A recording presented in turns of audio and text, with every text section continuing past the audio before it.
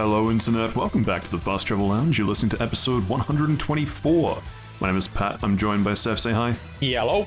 And Steve, say hi. Oh god, he's thinking of something dumb Merry to Christmas, say. everyone. I'm officially kicking off. Yeah, there we go. I'm officially kicking off the festivities. Yeah, Christmas songs, check. Anyone heard any yet? Yes. Yes, I have. I did a big listen last week during work, and I sent the message out to all my friends saying that Christmas has finally started. You listen to Christmas music during your work hours? Yeah, how good is it? I love it. It's so good. Really brings the spirit. Fair enough. I might have heard something at a supermarket, but I don't think so. It certainly wasn't obvious. It's Mariah Carey still frozen away for a little bit longer for me, which probably very good. Frozen. Can we do a Frozen talk? No. Frozen 2 is a great movie. There, I'm calling it. If you watch it and bring it to the docket, then yes. But I don't see it on the docket right now, so no. Bring it to the docket anyway. You can try. I think we will both ignore you more than we normally do. Okay, well, hopefully more important than the Christmas song check, everyone's still enjoying Pokemon Pocket. I am currently trying to end this Mewtwo EX's deck right now. I've already got the 45 wins I need for the badge, so I'm just being online right now to just be a menace and deny people wins. I'm doing the Blaine Fire deck right now. Love that deck. Unfortunately, they've ramped their Mewtwo EX in the back row, and they have a Gardevoir, so I'm trying to find a way out of this situation. I'm 1 point up. I just need to find a way to oust this Mewtwo. Fair enough. Well, I just opened a Mewtwo pack in honor of the person you're about to beat the shit out of, and I got an Articuno EX. Oh, nice. Couldn't get an Articuno current? Not the... Articuno future. Articuno batting eyelashes. I'm going to do a wonder pick. Oh, here we go. None of these are good wonder picks. I'll do this one because I need an Nidorina. Oh, Romano would be good as well. Seth, Mewtwo or Charizard? Pull from Charizard. Wrong, it's Mewtwo. Let's see what we get. Holy shit, I got an Omanite. How good? We have... Ooh, an Ivysaur. Love that. 2 Helioptiles and a Grapploct. Well, can't win them all. I'm sorry, Seth. Unfortunate. Yeah, you picked incorrectly. The recently picked Articuno EX that I just pulled would kick the shit out of all of those cards. As everyone online likes to do. I got an Omanite from my wonder pick. I have the out right now. It depends if they keep this Mewtwo EX in or not. If they do, then I'm just killing it with a Ponyta. This is great audio content. Especially for me, I can definitely see your scream, Seth. Very good. Well, that is basically the Steam charts for this week, because I think it's been more interesting than most things. I had a funny story, but I can't remember what it was. Was it...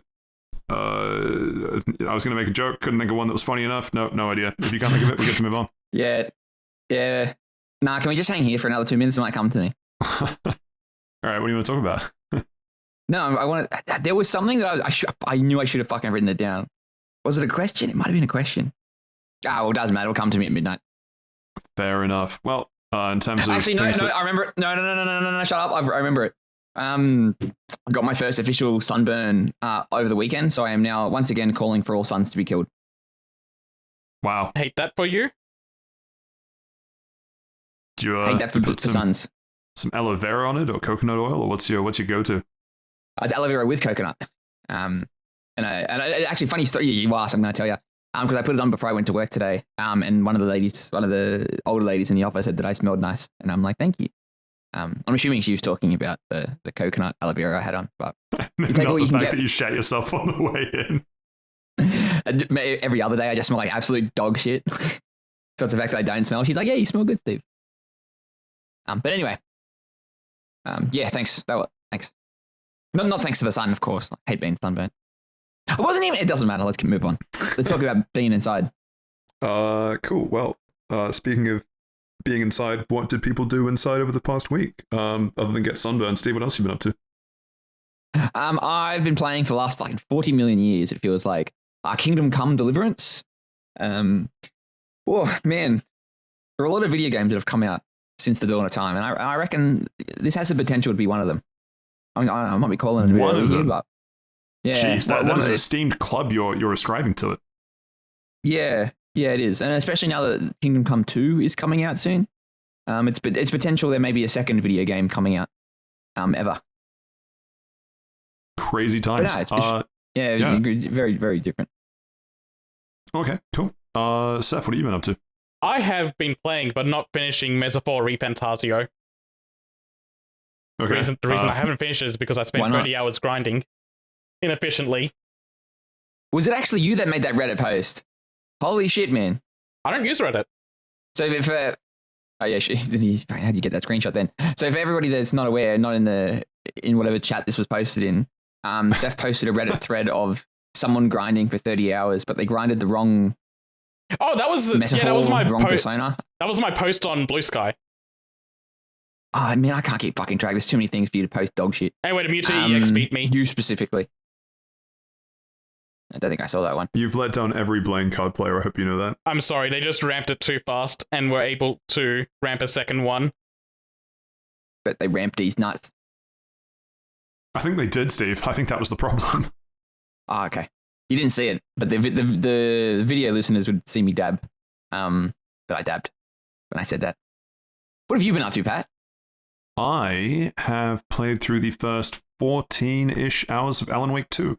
Oh, nice. Ah, huge. Big game. Was it making you Alan sleep? We'll have to wait and see.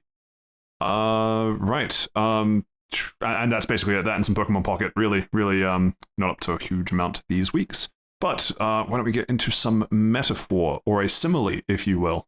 Yeah, sure. Metaphor is the latest game by Atlas, who we all on this podcast know and love for the Persona games. They also do the Shin Megami Tensei games. I love the Persona games. See? I never played all those, but I want to get 5. Yeah, I've also got to get... I wasn't listening. I was I've also got to get SMT 5. But, yeah, no. You're a fake fan. This is from the actual Persona side of the development team, so this is what they've been working on since Persona 5 came out. And the long wait since that game has been worth it. This game's phenomenal. They've gone away from doing the school modern day environment, and they've gone more towards a classic fantasy setting, but it's also like their interpretation of like classic fantasy. There's still like dragons and elves and everything all over the place, but there's also, they brought in the Evangelion mech designer to do like mech designs in this as well. So it's like a mix of... Oh, really? Holy shit. Yeah, so it's like a mix of technology and magic in this world, and it's really interesting. Yeah, Magitech is a good example for that. You don't seem convinced, but we'll move on. No, Magitech is a good example for that. From Final Fantasy 15. No, from Final Fantasy 6. I haven't played it. But yeah, no, this is a game overall has been a fantastic experience. I really love the combat system in this because what they've done is they've taken the press turn system from the SMT games. And for people that don't know what that is, on your turn, you'll get 4 actions you can use. But if you use if you hit a critical or you hit an enemy's weakness, it only uses half an action. So if you play your cards right, in your turn, you can have every character do 2 actions each. And taking advantage of the press turn system is really fun. And then it also works the inverse way, where every the enemy turns, they all get 1 action plus 1 as well. And if they hit a critical on you, or they hit one of your weaknesses, then they get half an action as well. And things can steamroll really badly if they take advantage of that against you. General structure, though, it's structured kind of like a Persona game still. So you have like your town area that you go around in. So it's like, it's got multiple cities you go around in, but they still have like the calendar system going into, like you have like an afternoon slot you got to fill in with an action, and then a nighttime slot you got to fill with an action. If you go into a dungeon, then that actually takes up your entire day to go through that. Every now and then you run into objectives that's like, hey, you got to finish this thing by the deadline. Otherwise, if you don't do it by a deadline, then that's just a game over sequence. And early on in the game, I was checking out the game over sequences just to see what they were like, and it's actually really funny where it's you go to bed the day before it's your deadline, and your fairy companion, who's basically your Morgana stand-in for this game, who's also 10 times better than Morgana could ever be. She's just like, hey, are you serious? This is the final day. You got to do something to get rid of this problem. And your responses are, yeah, you're right, or shut up though, I'm tired. And I think that's a lot of fun. Something else that also really helps, the main character is voiced in this game, so you'll get those moments where you've got like your dialogue options, but then they'll be expanded a little bit when the character actually voices them. And it does so much for the presentation of this game and just making the character feel like more of a character that exists in the world rather than just a blank self-insert, which I think was a very nice addition for this. Is it like, does your character say anything like if they're not prompted, do they contribute to conversations without you prompting them, like in a cutscene or something? No, generally it's maybe every now and then, but it's like 99% of the time they need to be prompted to say something. Yeah. So okay. so Alright, you still yeah, get cool. those options that come in, but just the addition of them having like voice dialogue does help still helps elevate them above like Joker. Yeah, like everybody can like meme on the fact that like every 3 months, like Atlas or Sega is like, hey, remember Joker? He's in a fucking crossover game now, but he's not really a character. He's like for lack of a better word, a symbol. So having a voice character probably gives a story a lot more depth and isn't, not fucking self-insert like they usually are. Yeah. Ah, cool. What else did I want to get into this? Because something that's really interesting as well is that because it's like a big adventure, like a fantasy campaign sort of game, they want you to travel around the world map. And they go, hey, if you leave town and go to these areas, it's going to take a certain amount of days to travel. So you got to like kind of plan out how you're going to go around your activities, because it'd be like, okay, I want to hit up this optional dungeon to like level up a little bit before I hit the main dungeon, but the trip there is going to take 2 days out of my calendar, and I've got like 5 days to go. So I've got to plan for those 2 days not existing anymore sort of angle. Very quickly in the game, they introduce the idea that it'll take a certain amount of days to go somewhere, but it doesn't take any days to come back, because you'll have like a quick travel system. It's like, oh, you can quick travel back to the main cities that you've visited, just as like teleportation magic. So it alleviates it a little like that way. Yeah, like you got a little bit of a hook, but you don't have like the complete like, oh shit, I've waited. Like, I'm not. Does it feel like let's say you travel 3 or 4 days and it's like, oh shit, like it didn't mean anything. Like it doesn't fix any thread, so I've like wasted my time. Is that kind of why that's there? It only feels that way if you don't take advantage of where you've gone in that by the end of that time. Okay. So like most of the time when I'm going to a dungeon, I try to clear out that dungeon in the 1 day. Otherwise, I feel like get it done. I feel like it's going to be a waste of time. What's the because my biggest thing is it a big thing? I think it's just people that don't play these type of games. Like it can be very overwhelming. Like Persona 4 and 5 are particularly fucking notorious for it. Like nothing happens. Not nothing happens, but it's nothing but world building and character development for like 6 hours, to the point where it's like, okay, all right, we're still talking. Oh, okay, now we've got something. Does this have the same type of element, I guess? Yeah, this game still has that sort of element. They try to alleviate it a little bit by having you walk around every now and then. It still takes a while before you get into your first combat encounter, but it's like, hey, you've done like 20 minutes of cutscenes. We're going to have you walk around this desert area, and we're going to like just introduce how traveling around a small dungeon area works before we put you back into a little bit more world building. And that's going to go for like another 20-30 minutes, and then you're going to do like an actual dungeon. And it's quicker than the Persona games, but it's still a little there. No, that kind of makes sense. Like it's like Persona 3 was the better one for it, because it gives you that persona really quickly. Okay, that's pretty cool. Something I really like is that in Persona, you're kind of locked to, well, the rest of the party is locked to their persona, but the main character can kind of switch out and kind of have like different builds depending on what persona you want to use for that one. What this game does is that it introduces a job system. They call them archetypes in this game. So it's like the archetype of being a warrior or the archetype of being a mage, and they all have like their own separate trees. And any character can go into any of these trees. Their stat lineups are like built towards wanting to go a certain path. Like you've got a character that's obviously more towards the strength stats than the magic stats, but even then you've got like 4 different classes you could push them into that benefits a strength stat. So you get some versatility in how you want to approach the game in that way, or how you approach certain dungeons. And I found that to be very fun, like switching out the characters to go, okay, I've maxed you out as a warrior as far as I can for now. I'm going to push you into the monk tree, and you're still going to rely on strength a lot, but it's like it's a different type of skill tree and skill sets that they've got to use. And like like with switching out personas, switching them out, their archetypes also switches out their weaknesses. Like a warrior is weak to, I want to say, fire, and then a monk is weak to blizzard, so it changes out how your party composition would be. And I find that to be quite fun. Being able to change what's your party build up at any point is a lot of fun. And then you can also do like, okay, I want to double stack monks or something, and you get different benefits like that. Like they've introduced something called the synthesis system, where you can use up 2 players' turns and both of their MP will be drained a certain amount, and it just does like a big super move. Kind of like the Showtime moves in Persona 5 Royal, where if you hit certain requirements and had certain party members together, you'd have things like Morgana turning into a car and Ann being on top shooting like she's kind of like a Bonnie and Clyde situation. In this one, it's like, okay, one character is going to power up a knight if they've got like a certain archetype, and the knights will feed off that energy and then do like a big spirit attack that's beneficial to the party for the cost it would have.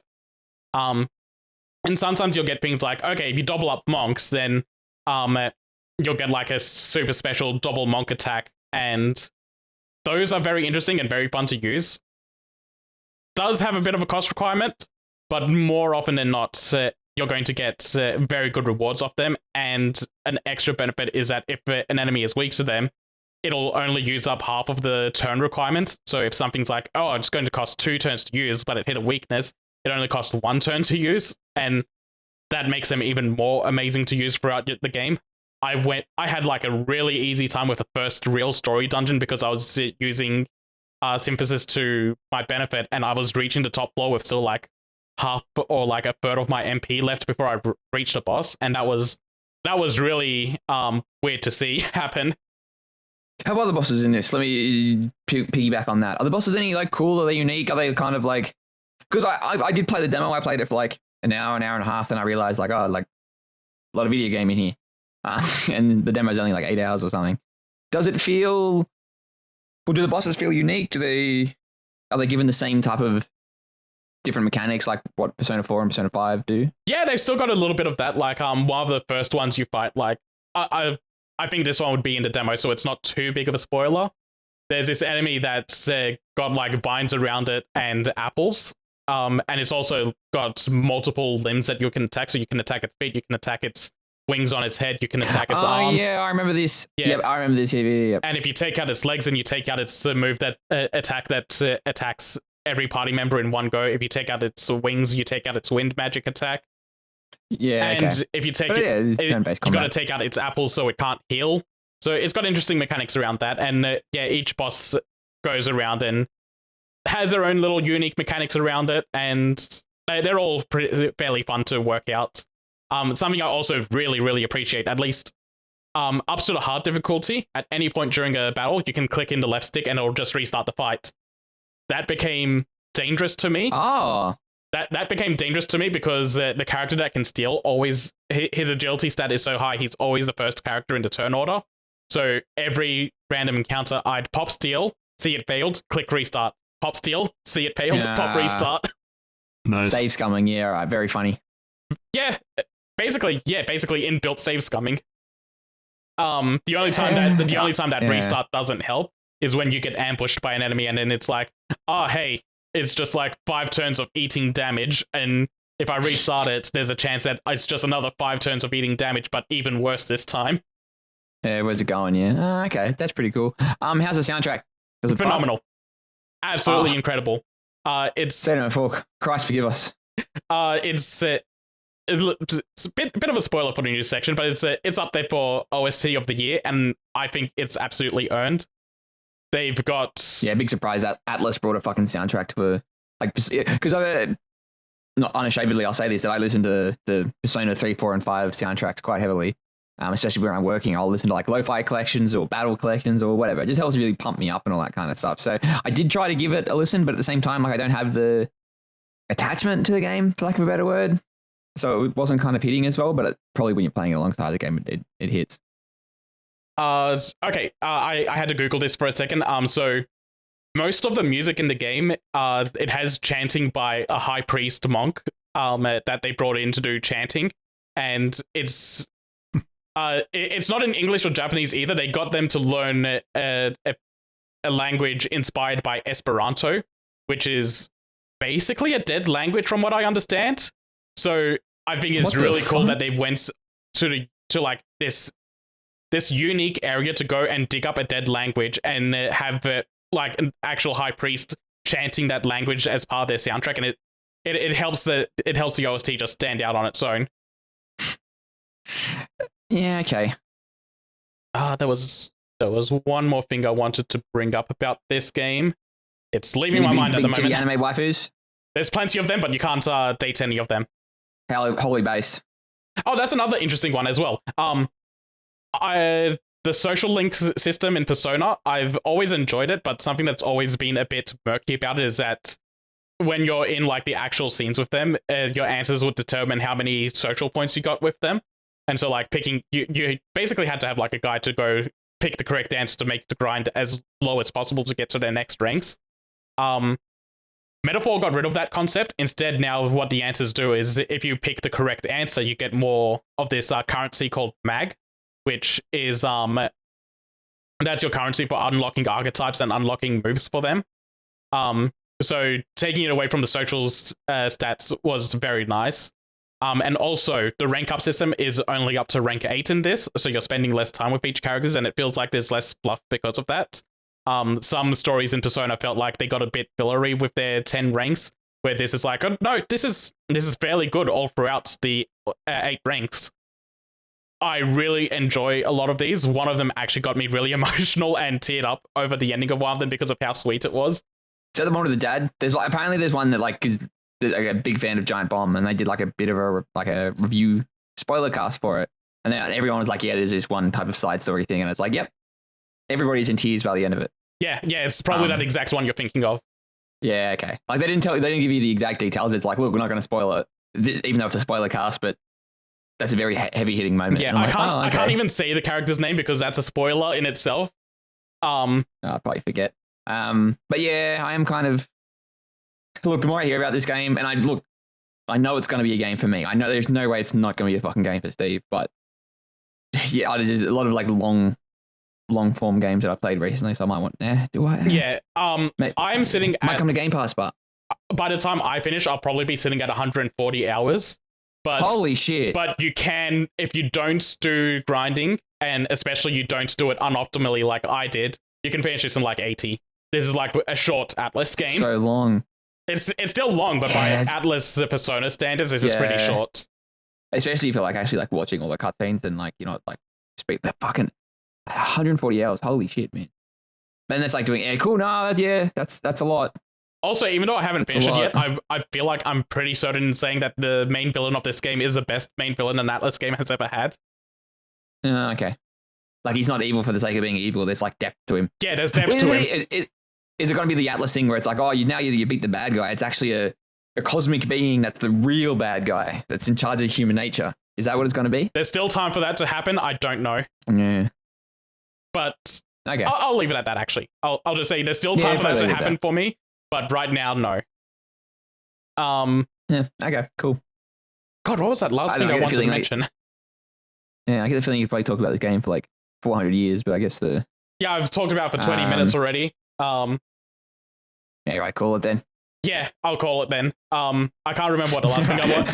I literally cannot remember what the last thing I wanted to mention about this game was, but no, I've been having a fantastic time with this. It's been great. Highly recommend. It's sitting at my second best game of the year right now. Second. Interesting. What was I going to say? What would you give it out of 10? Right now it's sitting at a probably sitting at a 10. Yeah, I can't think of any faults to bring it down to a 9. Yeah, he's given it a perfect 10. Oh, I can't think of any faults. Second best. Yeah, if you fucking piece of shit. The first game is an 11. It's Sonic and Shadow Generations. Yeah, okay, that's fine. I remember the last thing I wanted to mention. Something I really appreciate as well is that it's like Persona, the Persona games where the enemies are shown on the overworld, but this time instead of just having your options being avoid them or ambush them, you actually have like the ability to attack them in the overworld. And if you overlevel them, then just doing your standard overworld combos will actually kill them, and you'll get rewards out of them. Like when you're doing Mementos in Persona 5 and Morgana runs over enemies, it's kind of that similar mechanic, but it counts in story dungeons as well. So if you go to an optional dungeon and by doing that optional dungeon, you overlevel the story dungeon, you can actually save on resources by just being able to kill enemies on the overworld without actually going into the actual combat system. And that's a very fun way to handle dungeons. But what about the that's pretty Zubats? cool. What was that, That's Patrick? Pokemon, a different game. But what about the Zubats? Would you like to kill the Zubats without having to throw a Pokemon out? And taking 10 seconds to do the whole intro to the fight?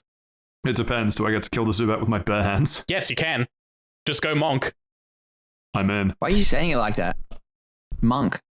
I thought it was Monk. Potato, Monk. potato. Mm-hmm.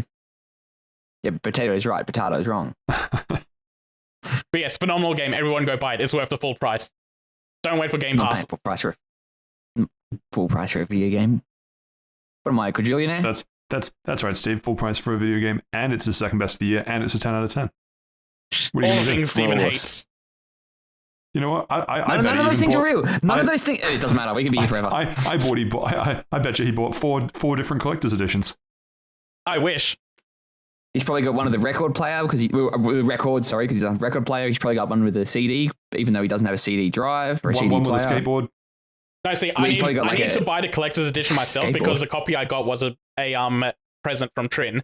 So she's paid for my copy, and now I got to buy a Holy collector's edition God, copy. everything. I'm going to come over to your house and fucking brick you. They've got to get this game for free. I have to buy another copy. You deserve every bad thing that's happening in your life, man. You know what? Give me money. I'm taking your wallet. He's going to do that. Someone paid for my game, so I'm going to double it and pay it forward. Exactly. Atlas Hang on, deserves my money as well. You know what, Seth? Buy me a copy, then let's chat. You know what? Maybe you're right. Maybe I should. Christmas is around the corner. Ooh, hang on. And It's just the spirit of And then you'll go to Japan right after. yeah, I won't have my Xbox for at least 6 months because He's Doing going to the one start trip, but murdering yeah. people in the overworld thinking that they're enemies. what a weird thing to say. Are we good to move on? Yeah, we're good to move No, on. I want to sit here in awkward silence. Well, I've been doing plenty of that this episode. Right, thank you for that. Kingdom Come. Tell me about it, Steve. Sorry? What do you want me to do to the kingdom? Deliver it. Oh. All right. So hang there for a bit. Okay. So Kingdom Come Deliverance is a game that came out in 2018 from our good friends Warhorse Studios, which is I think they're Czech developer. You better check it out, eh? Okay, I said that. I gotta tick that off my notes. You better follow that one up. No, I'm going to stop it here. But essentially Kingdom Come Deliverance is the best way. So my housemate walked in on me playing this, and she's like, "What the fuck?" Great she's out like- of context. Yeah, generally. And she's like, She walks in, what do Steve, you're doing what to the kingdom? and she's like, "Oh, like, how far have you modded Skyrim?" And I'm like, "No. It's like, it's a timepiece." And she's like, "One more time, big dog." So the best way I can describe this game is it is, and I think I've said it before, and I'll say it again many times. I don't like comparing games to other games. Games should like stand by themselves, unless they're like sequels or something like that, or they're supposed to be joined together. A game should stand by itself. However, you cannot play this game and not draw comparisons to Skyrim, which is, unfortunately, it is what it is. And maybe because it came out 6 years afterwards, and the developers have said they are a little bit inspired by Skyrim. And by like Skyrim, it includes all of like the Bethesda types of Oblivion and Morrowind as well. So essentially, it is you are this young lad named Henry in Bohemia, in the realm of Bohemia, which is a real place, in around about the year 1402 or whatever it was.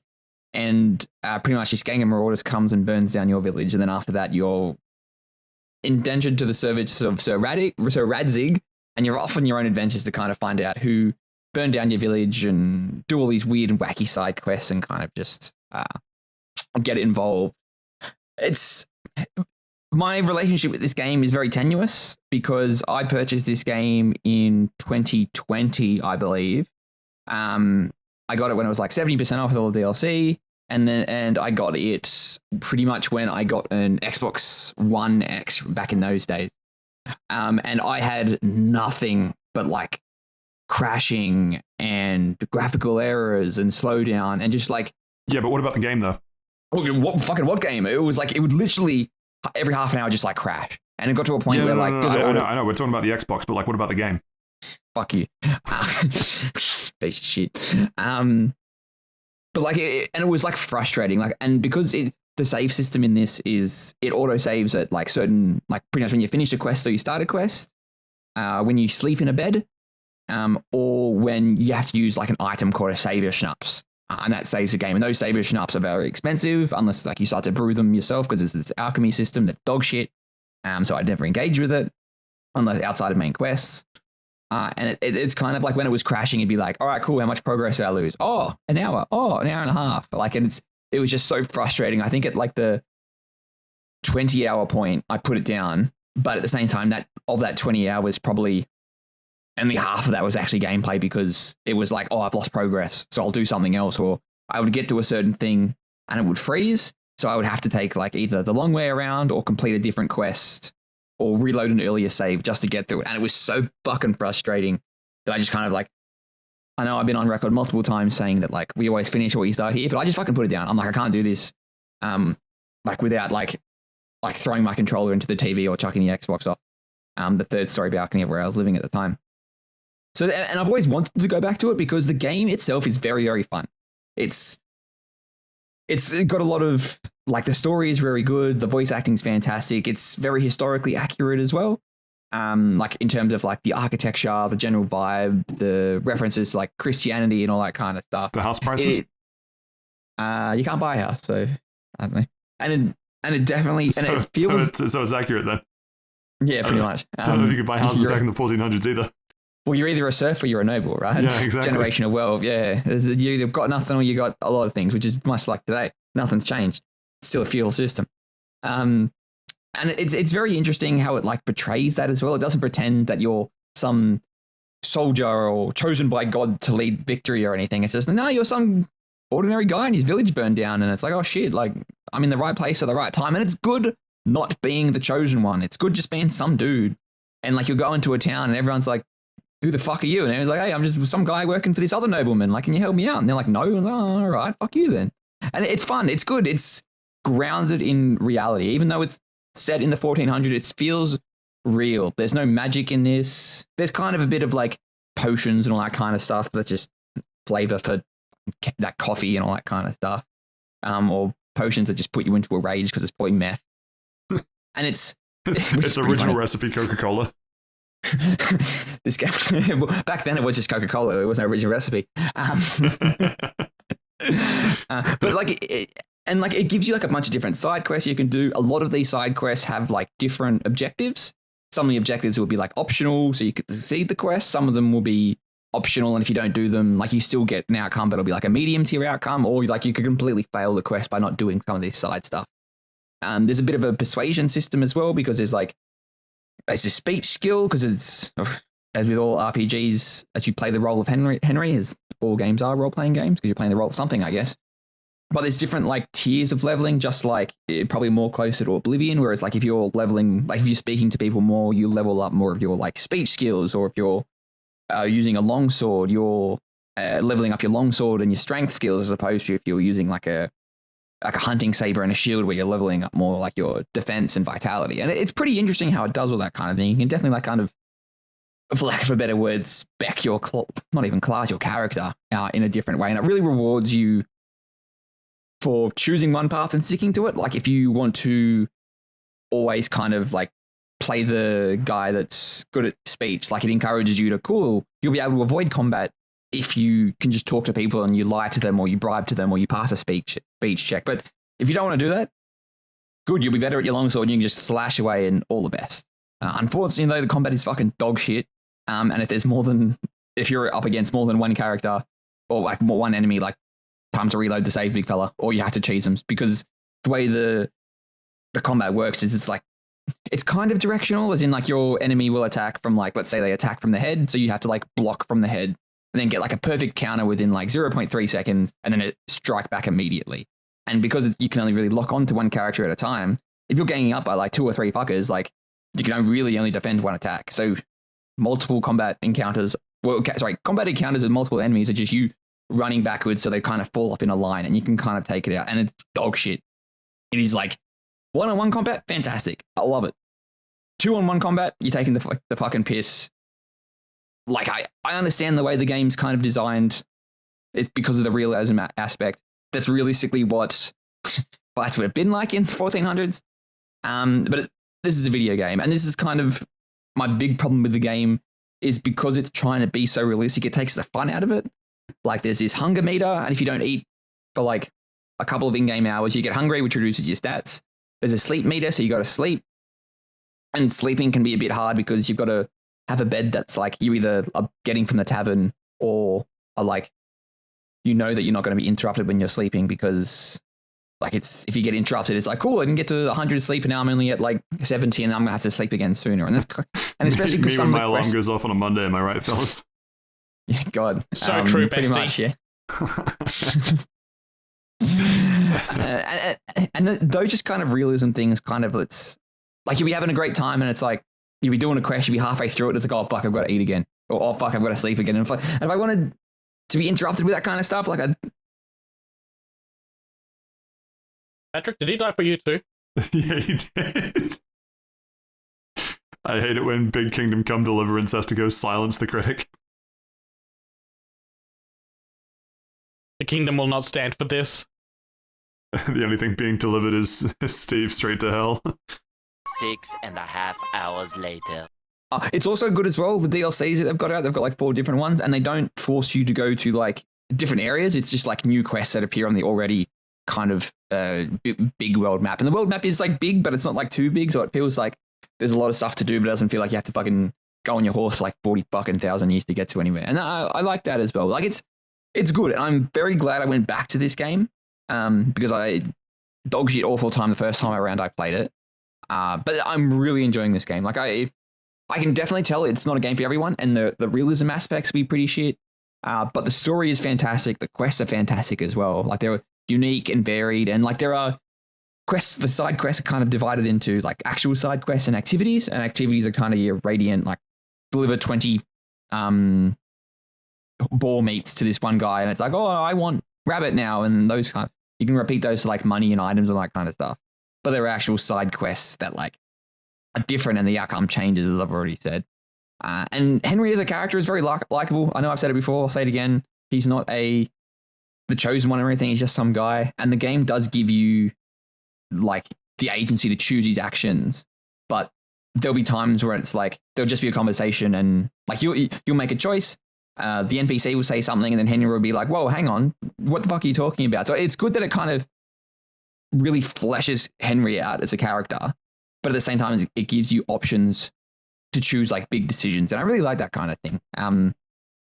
There are unfortunately still a couple of like graphical glitches I got, and there were a couple of like crashes and freezes I still did get on my Series X, which is, I don't think I lost any progress, or if I did, it was only been like 5 or 10 minutes because it was like close to a save or something. But overall, this game is fantastic. If you are kind of feeling like you need to kind of get lost in a world and really immerse yourself in an RPG, I'd kind of recommend this. Maybe not above Metaphor, as we heard from Saif, but it's kind of good just to kind of get on your horse and ride from town to town. Actually, no, the worst part about this game, though, is like there's this weird, I don't even know, it's like a dirty, it's like your character gets like dirty if he's just been like walking around, which is kind of understandable. And characters will comment on it, which is really nice. It's like, oh, whoa, what happened to your nice clothes? But like the time it takes you to get dirty is like 20 steps, it feels like. Like you'll get off your horse, you'll walk to like the guy with the quest, and you're like, hey, how you going? And they're like, you look like you had the shit kicked out of you. And I'm like, I just had a bath. And like you can like wash yourself in a trough or go to a bath to kind of wash your clothes and repair your clothes and all that kind of stuff. And because there is a kind of a maintenance aspect to your weapons in your armor, because they do degrade and take damage, which is kind of horseshit, but it is what it is. But yeah, and that's just the dirtying mechanic. I just remember the game with the fucking shits. But overall, fantastic game. Very historically accurate. They've even got like this big codex that kind of like, if you're introduced to a named character, it'll be like, oh, hey, open the codex to learn about like King Wenceslas the Fourth or whatever, or King Sigismund or whatever. And that's pretty good. And it even has things about like church life and being a monk and all that kind of stuff. Overall, fantastic game. I'd probably give it an 8. It's very good. It's out for like pretty much everything, like the Xbox, PlayStation, Steam. It's on the Switch. I don't know how it would run on a Switch. Because it's just not graphically, not even graphically. So it's not technically there even. And maybe because I'm speaking because I was burned so many times in 2020, and it's been 4 years. It runs very smoothly now, but I'm not sure I trust it on the Switch. Maybe someone can watch a couple of YouTube videos and actually make that judgment, but I don't think it would be very good on the Switch. It did deliver me to Kingdom Come. And that's all we can hope for. We're good to move on. I don't know if you had any other. Yeah, no, I gave it my rating. Thank you for waiting. Usually, like, I'll rate it, and I'm like, hey, wait a minute, one more thing, and I'll talk for another 20 minutes. We had to be sure that you got everything out. Yeah, no, it seemed you were reasonably positive, which is weird because normally you have to dunk on it and then give it a high rating. Well, I was going to be really good on it. Like, 3 out of 10. Yeah.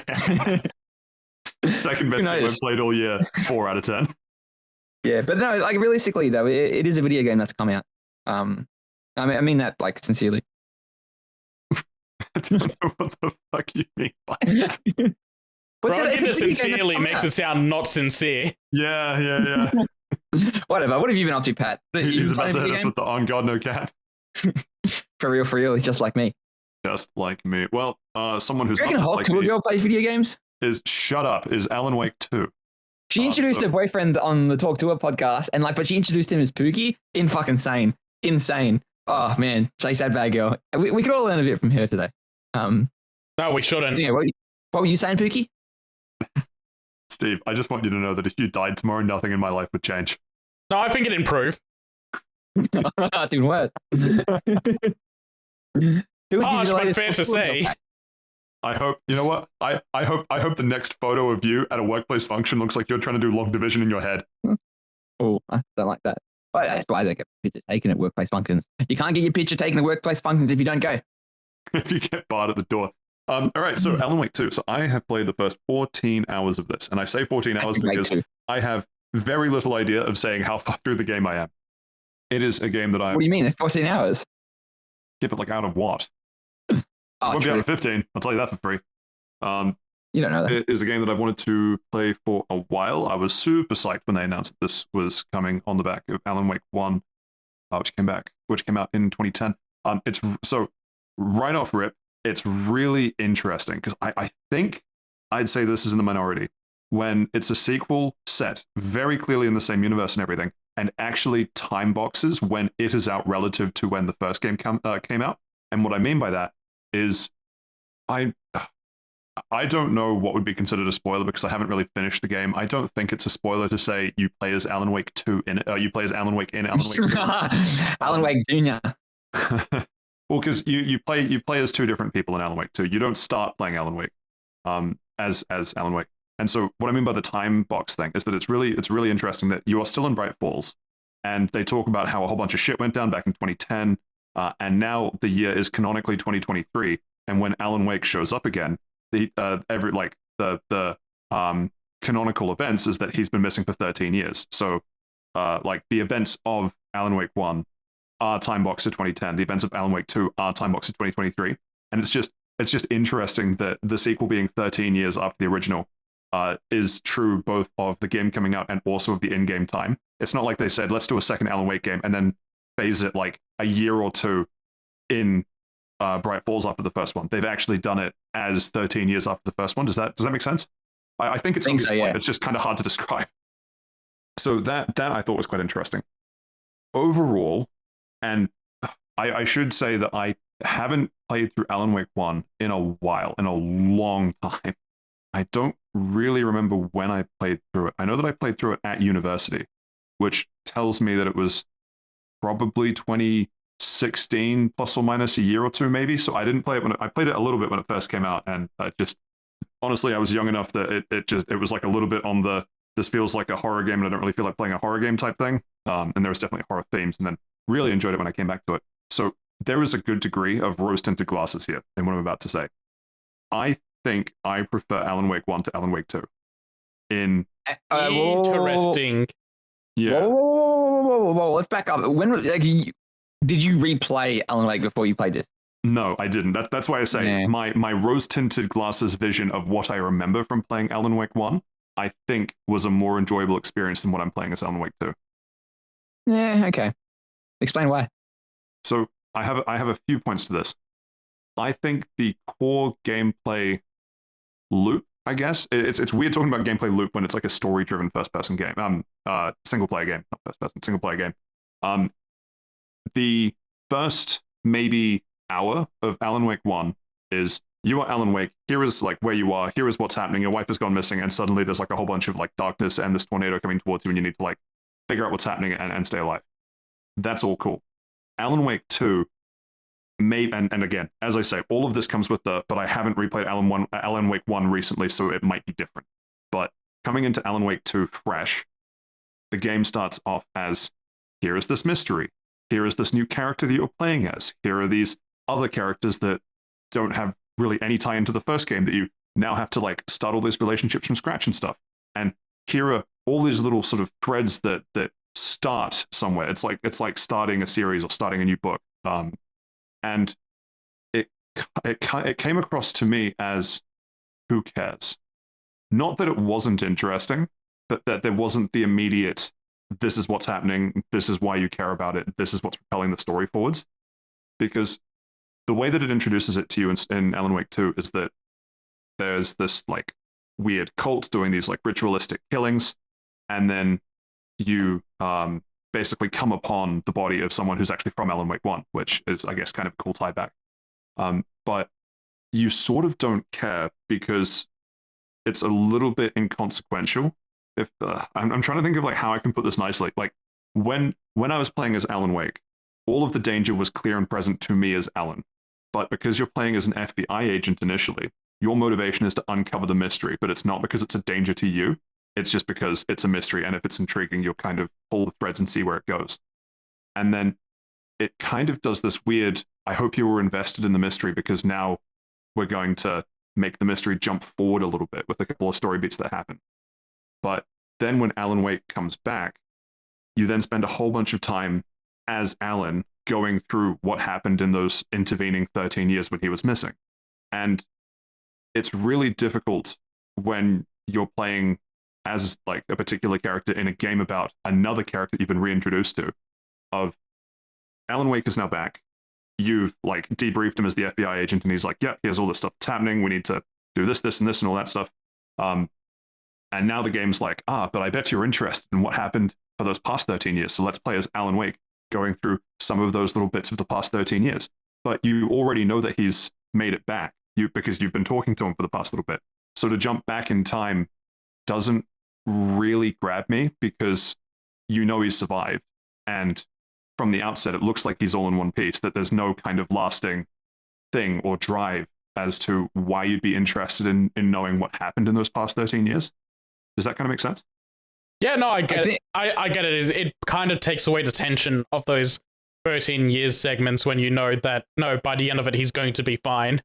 Yeah. It's a time skip, yeah. Like when, let me tell you the story about my life, and it's like, he must get out of this situation because he's been fine. And then the entire time you're playing as him in that past segment, you're just thinking, when are we going to get to the fireworks factory?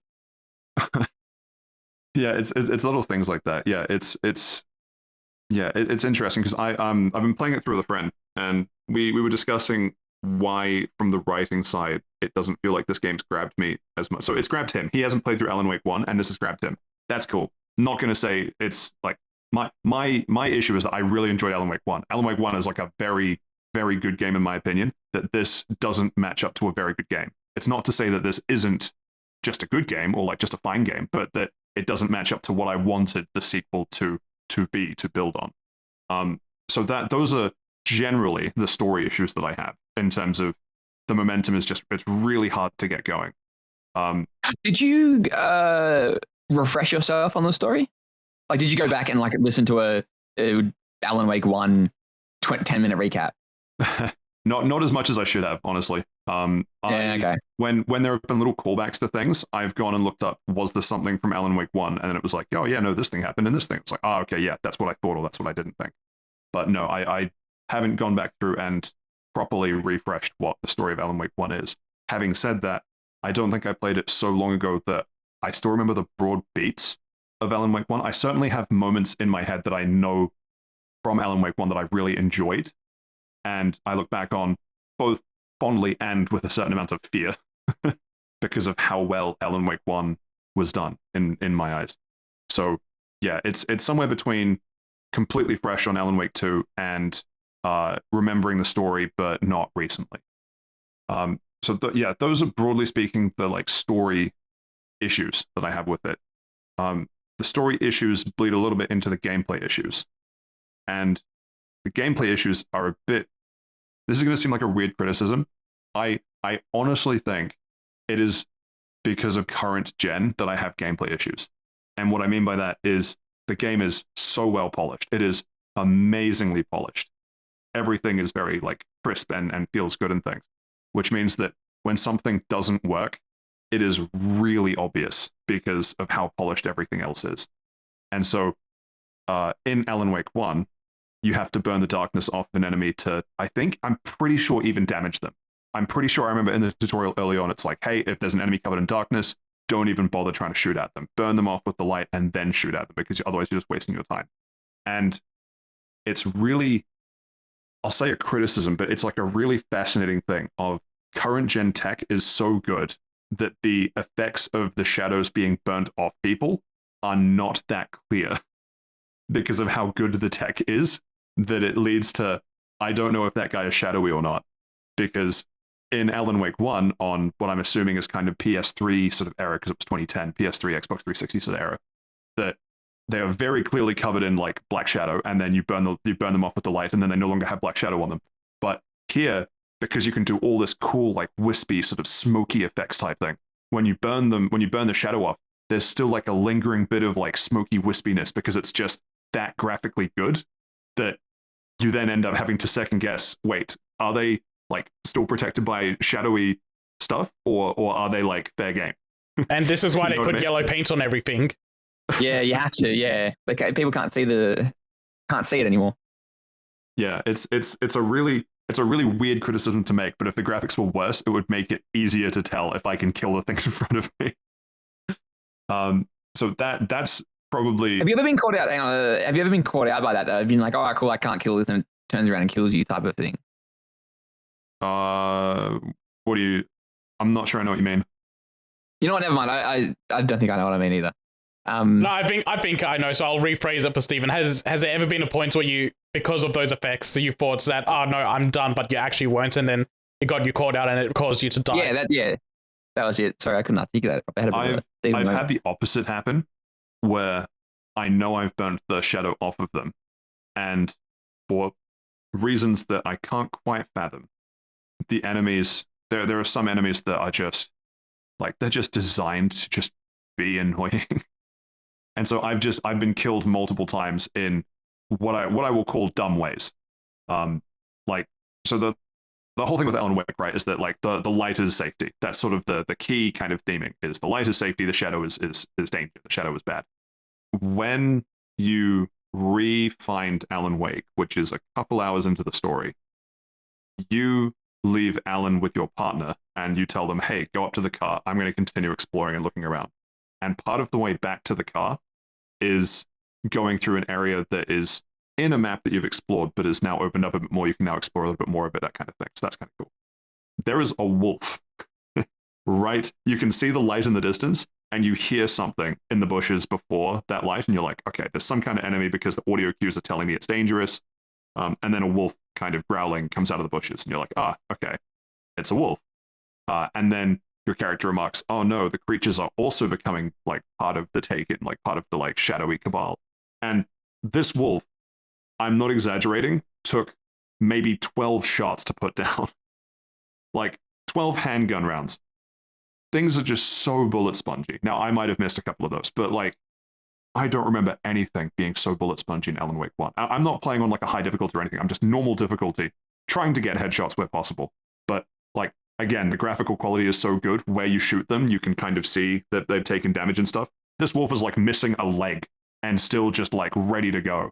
And so there's even a thing of like, hey, you're about to get attacked. Press L1 to do this cool dodge. And so you're supposed to press L1 to do the dodge to get out of the tutorial. The tutorial is like a freeze frame thing. And I'm right next to the light. And as I press L1, the wolf, I guess, reading the input of my controller, instantly kills me from behind before I can make it to the light. And it's just like, what are we doing? I'm not even mad at this. Just like, what are we doing? At least it had the decency to let you do the prompt. There was a point in Spider-Man 2 where you go through a tutorial segment, and it gives you the button prompt to continue, and then it's just like, no, we're not going to read the input. We just crashed instead. Yeah, it's. I don't like the feeling I get when every time there's an enemy, it feels like here is effectively a mini boss. And it takes so much of your resources to put a mini boss down because you can't just ignore them and run past them. They stay aggroed to you until you deal with them. And God forbid you ever come up against multiple enemies at once. But they take so many resources to put down that later on, one of the last things I did was fight an actual mini boss. And the actual mini boss was easier because he was a melee only bullet sponge. And I was used to fighting bloody like ninja warrior shadow no jutsu bitches that took 20 bullets, that the big dumb oaf taking 20 bullets was actually the easiest thing I fought in a long time. And the game did this big thing of trying to hype up how big bad this mini boss was. Yeah, it's You reckon if you turn if you turn the difficulty down to easy, you reckon it would solve those problems? I think I think it would help. It would. I don't think it gets rid of the issue because the issue is the issue is you unload. So this is kind of like the hit stun thing we were talking about with Monster Hunter. The issue isn't that something takes 12 hits to die. Bloaters in Last of Us take 12 hits to die, but however many. But Last of Us bloaters, when you shoot them, it feels like this big thing that you're trying to wage war against. It's like, okay, you've knocked it back, you've made it stumble a little bit, that sort of thing. If this thing is, if one of the enemies is just at like middle distance, or like a wolf, for example, is just at like middle distance stalking you, and you unload 3 or 4 rounds into it, it barely recoils or anything. It just continues on its merry way, like stalking you, attacking you, whatever. Things change a little bit if it's like a sawn-off shotgun at close range, but broadly speaking, enemies just don't really care that you shoot them, and therefore it makes the shooting feel bad because it doesn't make the shooting feel impactful. And then if you combine that with how much of your resources go through when you actually try and kill, one or multiple enemies at once, it just doesn't lead to a good feeling gameplay experience if it becomes a chore to kill the thing in front of you because the combat isn't the fun part, it's the exploration. And you end up getting into this like almost groany, like, oh, another enemy I have to go fight. Not because it's difficult, but just because it's like, okay, bullet sponge number 100, let's see if this one goes any differently. And minor nitpick, but if I burn the shadows away from an enemy, and the enemy, you burn the shadows off him and it's just some dude in a flannel shirt, I really don't expect that dude in a flannel shirt to still like super speed sprint all over the map and then toss axes at me from behind. I feel like do that when the shadows are on him, but if you burn the shadows off him, make him, some savage, wants to beat you to death with his bare hands sort of thing, fine. But don't also make him supernaturally overpowered. It's just a weird thematic thing. So I'm harping on that. That's basically the combat. I'm harping on about the combat. Overall, it doesn't actually have a huge amount. Like you're not in combat for that much of the game. A lot of it is sort of exploration, but the combat it doesn't gel well. And in my rose-tinted glasses version of Alan Wake 1, the combat flowed a lot nicer. So that's where that criticism's rooted in for me. The other issue I have is that there's just very inconsistent level design. And what I mean by that, a fairly simple example. When you're playing as Alan Wake, there are these little things that you can, kind of collectible type things that give you little power-ups. Totally fine. Like system itself, totally fine. And so to do that, you have to stare at one of these power-ups for like 3 seconds. That's sort of all it is. It's like a transfer thing of like you have to keep a light on it for a couple seconds and it transfers to you, get a little power-up. Yay, woohoo. Almost all of them, like if you see part of it or if you see yellow like painted arrows directing you to a certain thing, you'll find it. And that's it. And that's as far as it goes in terms of being hidden. It's just maybe slightly out of the way or behind something or in the roof or that sort of thing. Totally fine. One of them, it was behind a board and you could see the edge of the power-up. And so it's behind a board. And so we're thinking, okay, it's behind a board. There must be some way of moving the board. Or there's like a cool reality shifting type thing you can do, particularly as playing as Alan Wake, Again, really, really cool possibilities to play with. It's like you're like writing the story and then you change the plot beat so it changes the scene, and because it changes the scene, it changes stuff in the scene, that kind of thing. Really cool. But we're looking at all of the possibilities we can play through to get to this board. So like, is it this scene? Go back to where the board is. Nope, board's still there. Change the scene again. Like you have to walk away, change the scene, come back. Okay, is the board still there? Yeah, cool. We do that across every permutation we can find, and we come back and we're like, we are stumped. We have no idea how it is that we're supposed to get through this board. We ended up looking it up. You know what the guide said?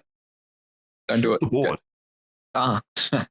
At no point through any of the previous 10 hours has the game ever hinted that shooting something would have any impact on the environment.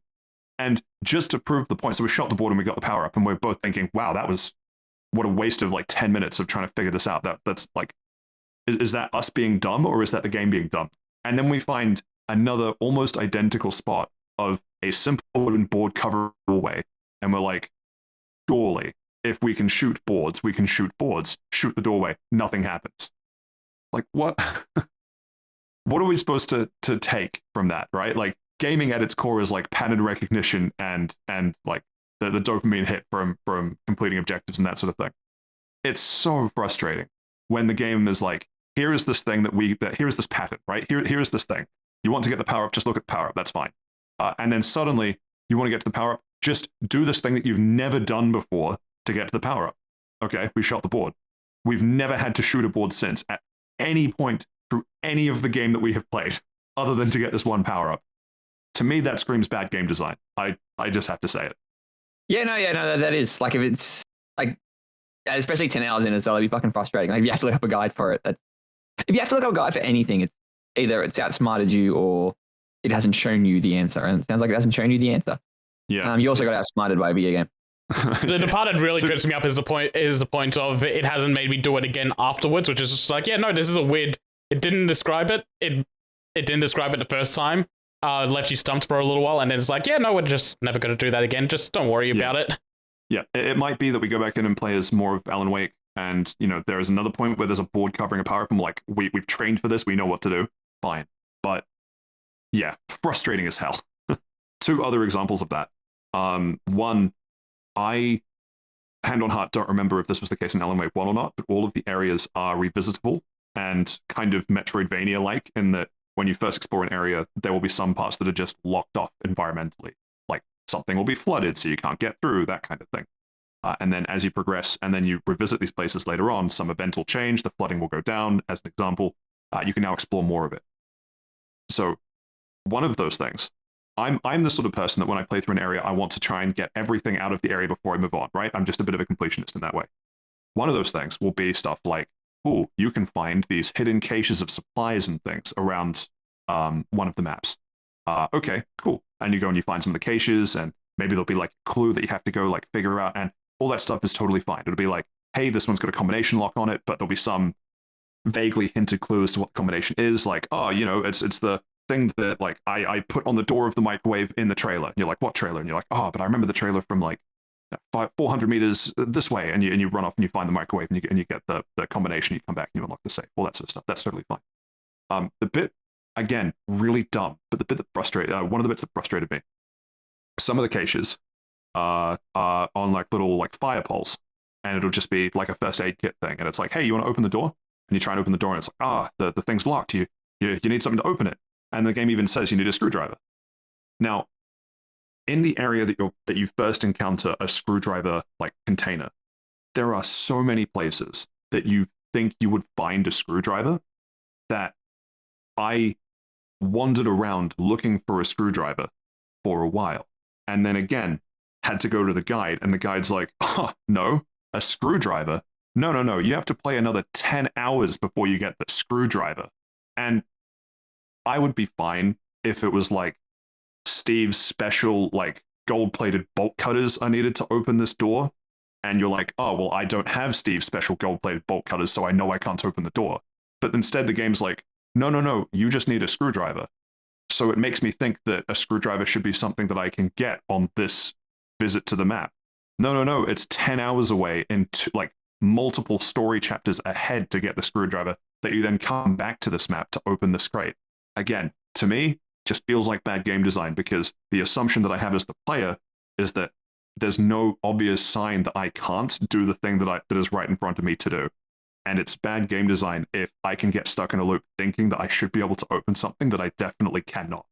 It's why Metroidvanias tend to make those sort of locked things like something very specifically designed. Like a screwdriver is just something simple that shouldn't be like a key item, essentially. Yeah. And so yeah, that's why so many Metroidvanias make their key items or key upgrades like something that's very distinct. So yeah, I think it's less of a bad game design and more of a bad decision on what to make the key item. Yeah, game seems bad, man. I'd still kind of put that as like a design issue. Like they could just as easily have made it a different key item. And yeah, I guess we're agreeing on the core issue. It's just whether it's a design or a decision thing.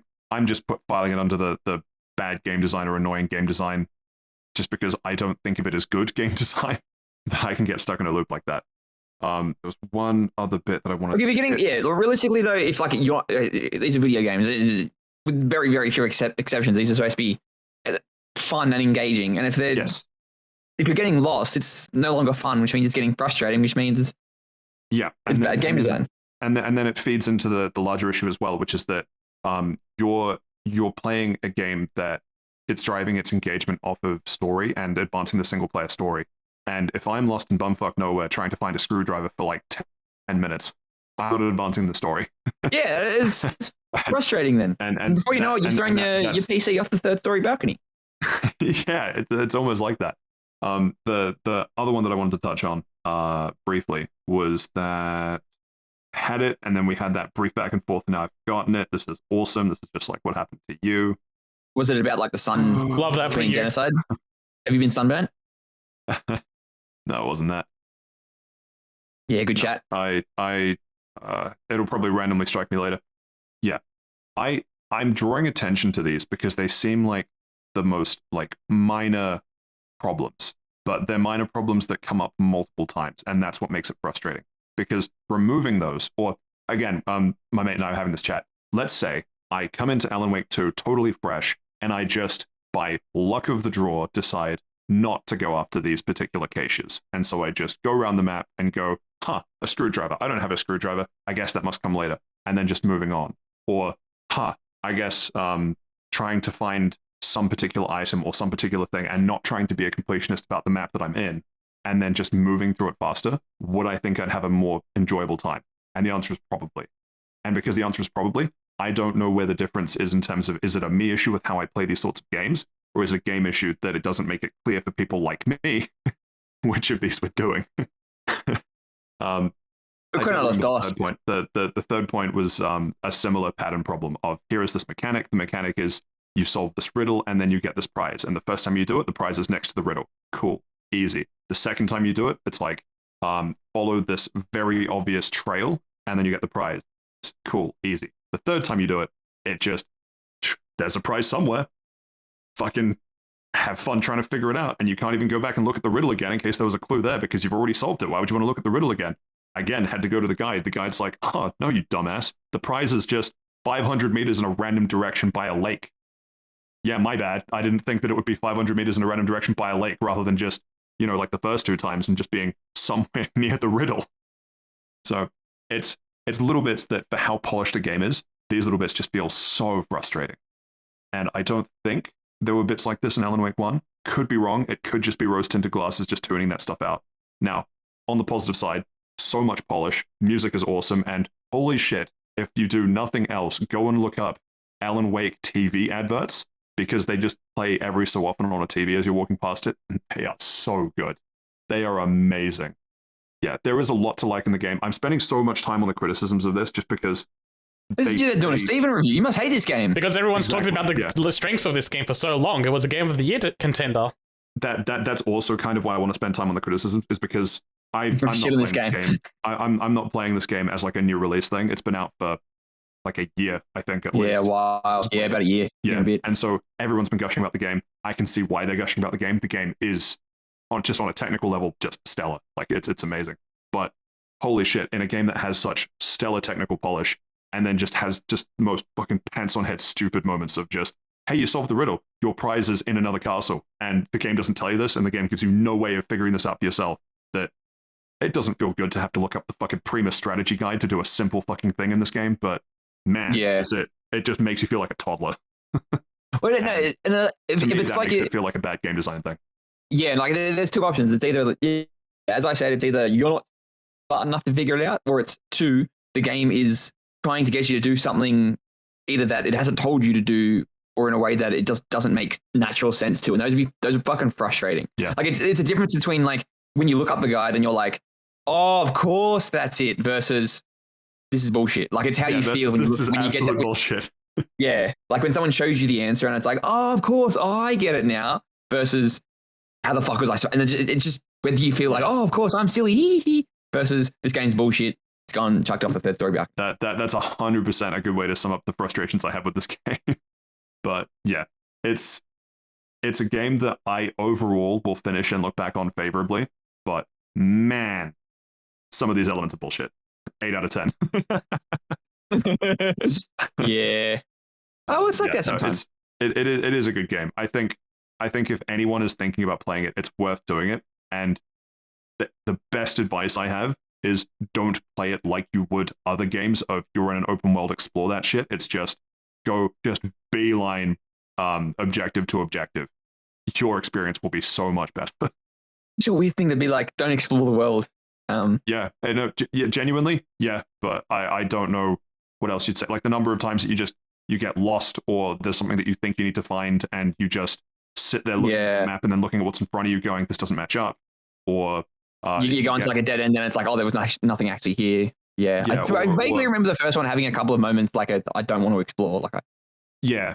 Or you just get other funny ones, like you're an FBI agent. You come up against a, like, it's not even, it's probably your height wooden like gate, and you try and open it, and the FBI agent's like, the gate's locked. I guess we can't get through this way. And it's like, I'm jumping over this planet. The feds respects breaking and entering laws. Thank you very much. Or you'll come up against like a chest high wall, and your character's just like, I don't know what you want me to do, boss. I'm not climbing it. And you're like, but you climbed the taller one just before. It's just little inconsistencies. But that fucking okay. Calling it an 8 out of 10. I swear I'm gonna drop the rating to a 6 out of 10 unless there is a second board I have to destroy somewhere in this game. Probably not, dog. If there's just the one board, holy shit, what a decision. What an absolute fumble. Anyway, speaking of fumbling, I've been talking about this for way too long, but unless there was any final things from you guys, we're good to move on.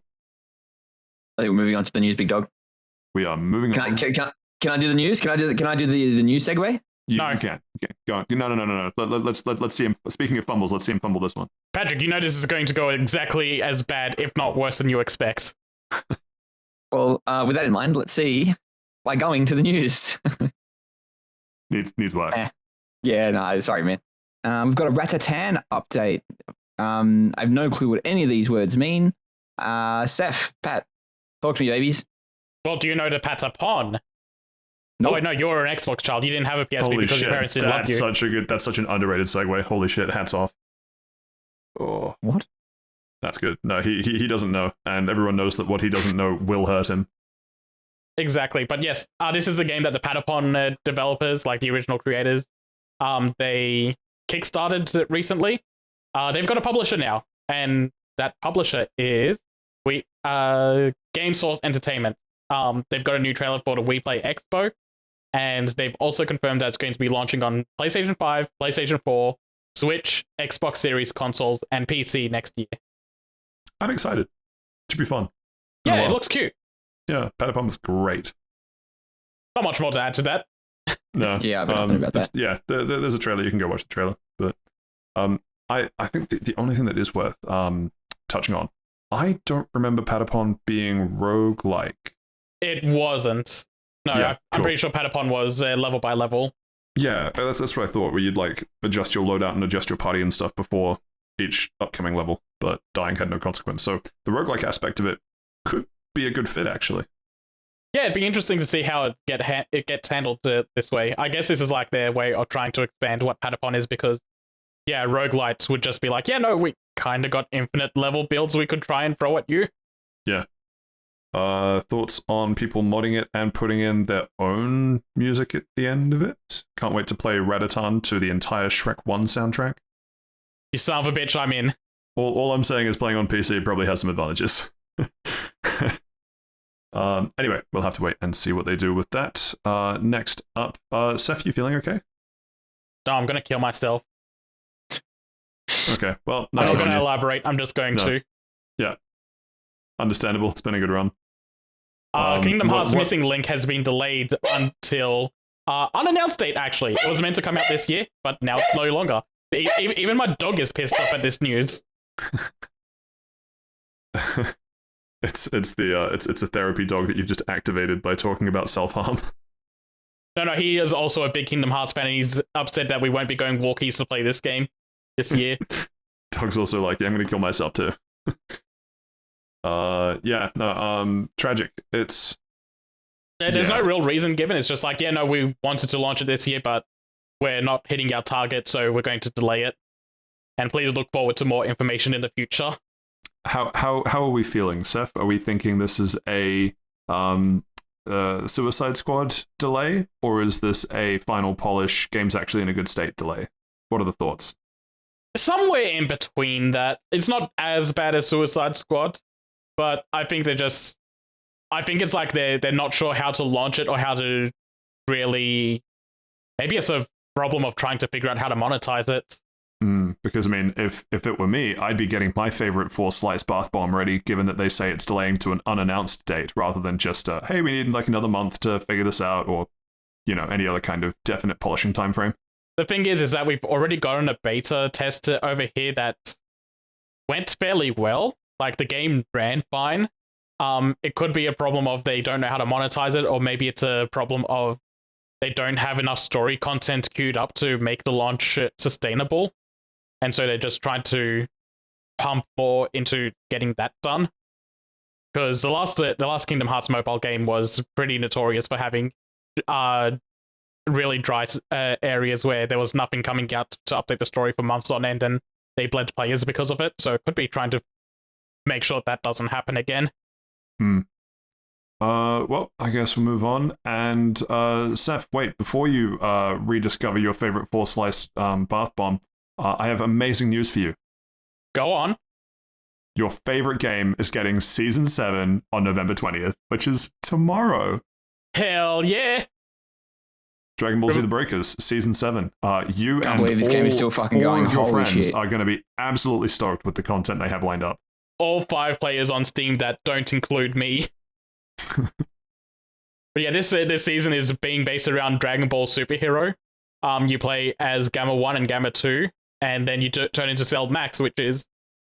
I don't think... Never mind, I was going to say, I think this is the first Kaiju character that they've added into the game, but then I remembered they have Vegeta from the Saiyan Saga in here, and I think he turns into a Great Ape as part of his, so he would be a Kaiju. Same as Baby as well. So yeah, this is like the third Kaiju character they're adding. And then like on the hero Calling side, them kaiju characters, they're big characters. Just call them big fucking characters, man. What is this, Godzilla? Yes. You know Yes. what? We shouldn't be talking about this game. Fuck you both. How did this game make it to 7 seasons? I don't know. It still shocks me too. You know Foam Stars is still going as well? What the fuck? You know Concord's not. Yeah, this is on season 7. Foam Stars is on season 6. Concord died in season 0. That's fucking grim, man. They barely got to do their pilot episode. Don't worry, we can see the pilot episode when that series comes out. Yeah, that will be next month. Oh, will it? Game Sure Game will. Worlds? What's it called? Something Worlds? Future Secret Worlds? levels. Secret Levels. Man. But yeah, this is like your travesty. free monthly update that Dragon Ball The Breakers is still alive somehow. The only thing it hasn't the Dragon Ball Z The Breakers hasn't broken is the spirit of all 5 players that continue to launch that game. It's broken Steven's spirit more just by existing. Yeah, it shouldn't. Can't And believe for that you we bought thank it. it. Boo. Yeah, it's just The fucking one weird, time I man. went to play it, it took me half an hour to find a game. That was before they added crossplay though. Maybe it's better now. Maybe it'll only take me 15. Yeah, I was going to say, now it's only 15. Oh, man. Cool. Well, I guess we are good to move on. We're good to goon on. Yeah, you're out. Don't like that segue. Nope. You are sincerely. There is no. You know what? I'm done. That'll literally do me.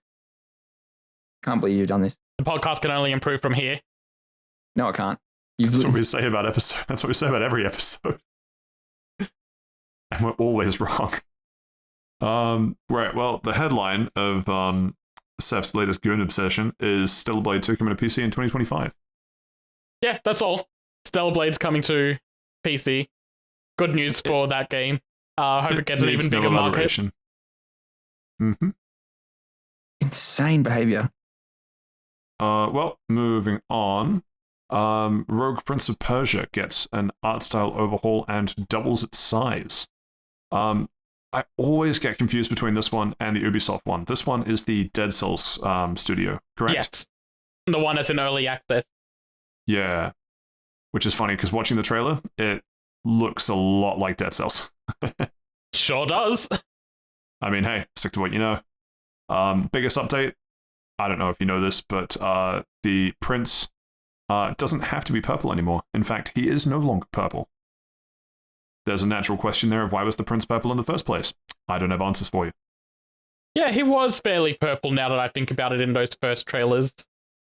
Because I haven't played this yet. I'm one of those people that's like, yeah, no, it's cool that this exists in early access. I am going to wait for it to be fully launched. Like, Hades 2 people are playing it now and enjoying it in its early access phase, and I'm like, yep, that's nice, I'll wait. And the same thing is with this.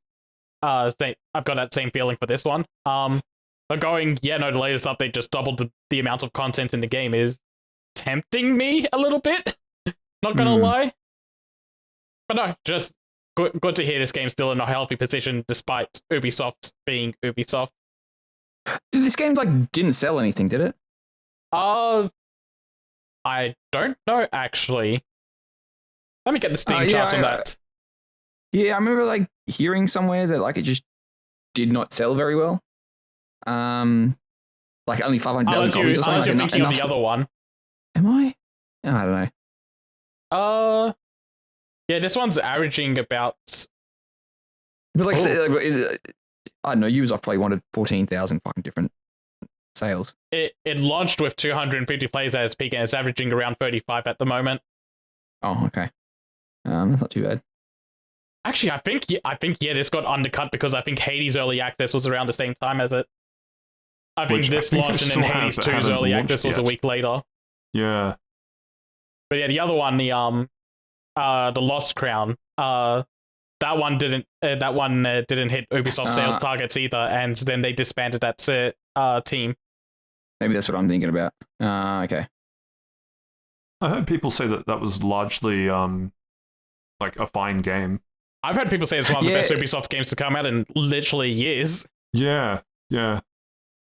People were very excited over that game from the circles that I follow. Yeah, but it just didn't sell. I've heard pretty much the same thing. Oh well, maybe next time. There won't be a next time is the problem. Yeah, okay. Cool. Well, next up, if not the next time, Dynasty Warriors Origins getting a demo launching in 3 days, November 22nd. Yay, I'll check it out. Yeah, okay, that's cool.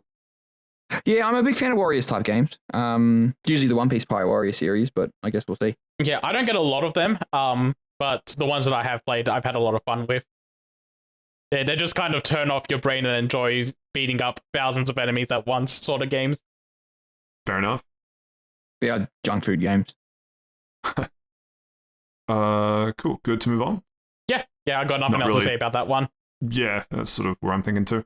Cool. Well, next up we have Old Games Good, which is that GOG is going to keep things like New Vegas on modern systems by itself, using its own devs to keep it going for generations to come.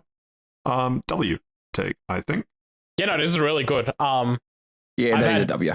I've had many issues of trying to play old games through Steam. Like, I own the Apes Odyssey games, and those are ancient games, so you need to do some weird things to make them work on modern systems.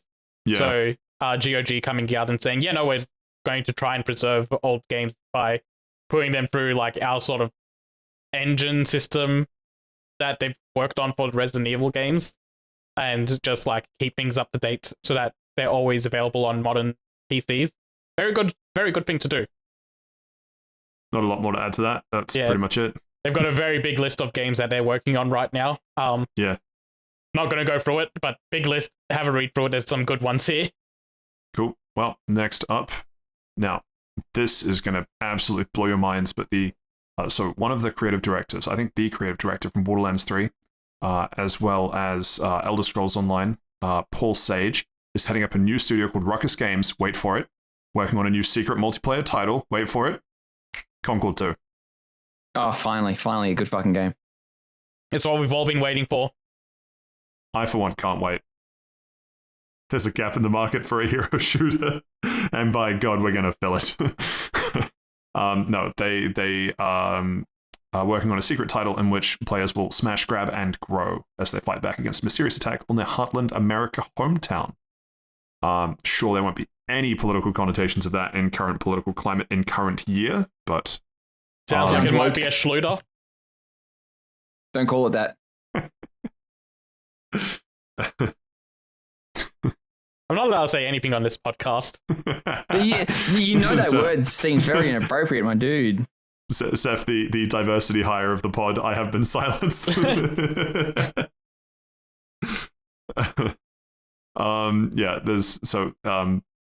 Ruckus Games is a big it's got some big former what am I trying to say?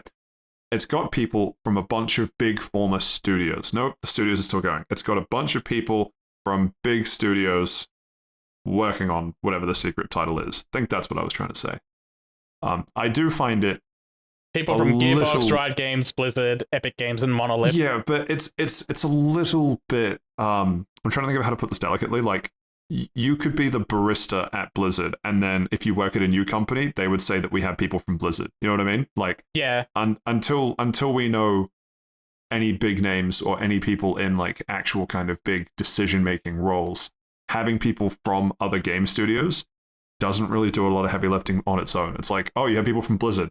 So you have people that worked on the World of Warcraft remaster. Awesome. Oh, you have people from Riot Games. You have people that, let's be honest, probably got laid off at least once this year. It's not a stunning CV of people working at your company just by saying the studios that they are from. Nothing against them as people. I'm just saying we don't know enough just to say, oh, it's got people from Epic and Blizzard. I'm sure this will be great. It's like when Sonic Forces was started up by going, we've got the developers from Sonic Colors and Sonic Generations to bump up that game's prestige, because those were the two most liked Sonic games in a decade at the time. And then it's like, oh, wait, this is the worst Sonic game in a decade when it came out. Yeah.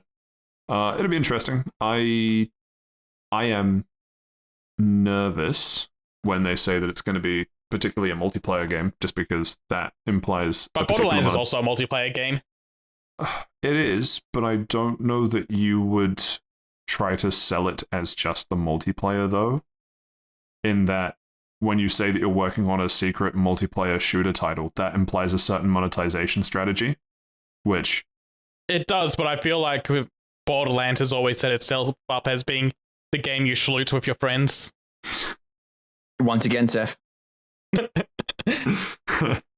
doing it on purpose now, fuck you. Schlooting is much better while maintaining eye contact with your homies. Thank you, Patrick. I knew you always had my back. Stare into my eyes, you coward. Anyway, it'll be interesting to see. I don't want to knock it. I obviously don't know anything about it, but it's just funny that it's the same kind of trotted out line of, hey, bunch of people from studios that you know are working on this new thing. And you're like, what does that mean? Anyway, next up.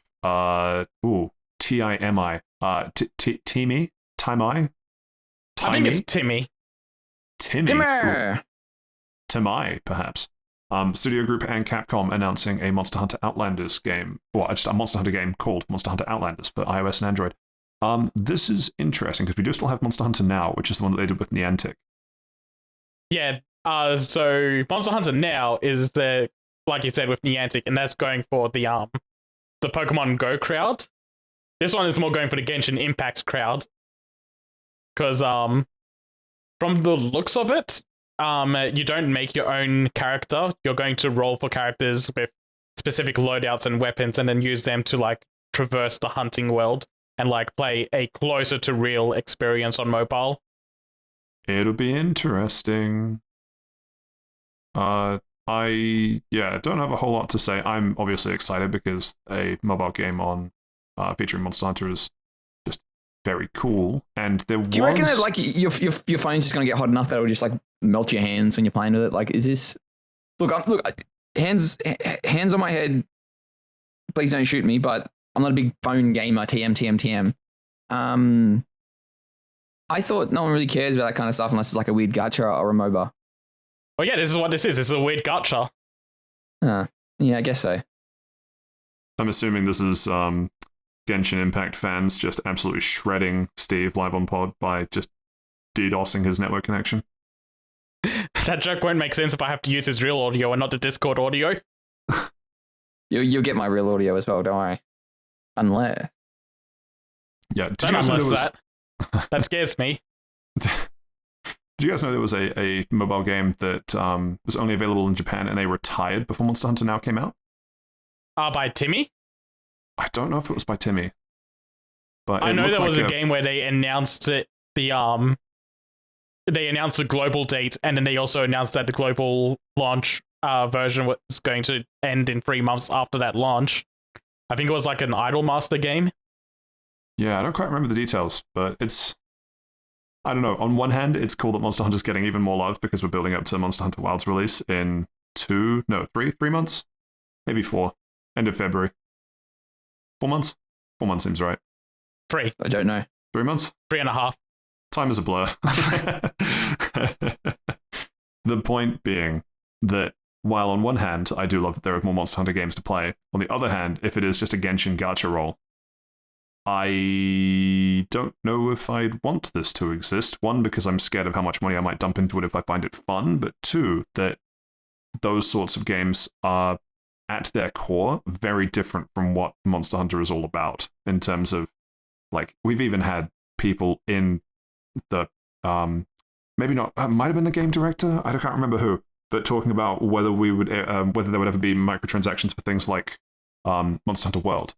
And he basically said, like, no, we don't want there to be microtransactions or pay-to-win mechanics in a game like Monster Hunter because that's not the point of it. You get fucked by the desire sensor like everybody else. Yeah, I think this is one of those things where it's like, well, the mobile market is different from the console market, so those words don't apply here. It's true. And if it is like Genshin, I can't wait for my horrible addiction to Monster Hunter to help fund nuclear fusion research. Which, if you know, you know. I don't know. Can you explain it to me? Nope, not going to explain it. Go look it up for yourself. Do your own research, sheeple. Next. No, I want you to spoon feed me.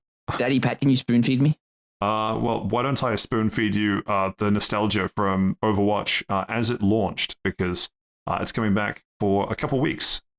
You know what? No, I'm just gonna say this is the most fucking insane thing. Look, just between you and me, Pat, Saif, close your ears. Blizzard isn't the smartest company in the world. Fumble after biblical level of fumble. Like, I want to preface this by saying that Steven's only mad because he got kicked off an Overwatch game for using a controller. Get over it. It was 2 years ago, man. I only want to preface it by saying that if Activision Blizzard isn't the smartest company in the world and they got bought by Microsoft for $80 billion, what does that make Microsoft? Anyway, so they went.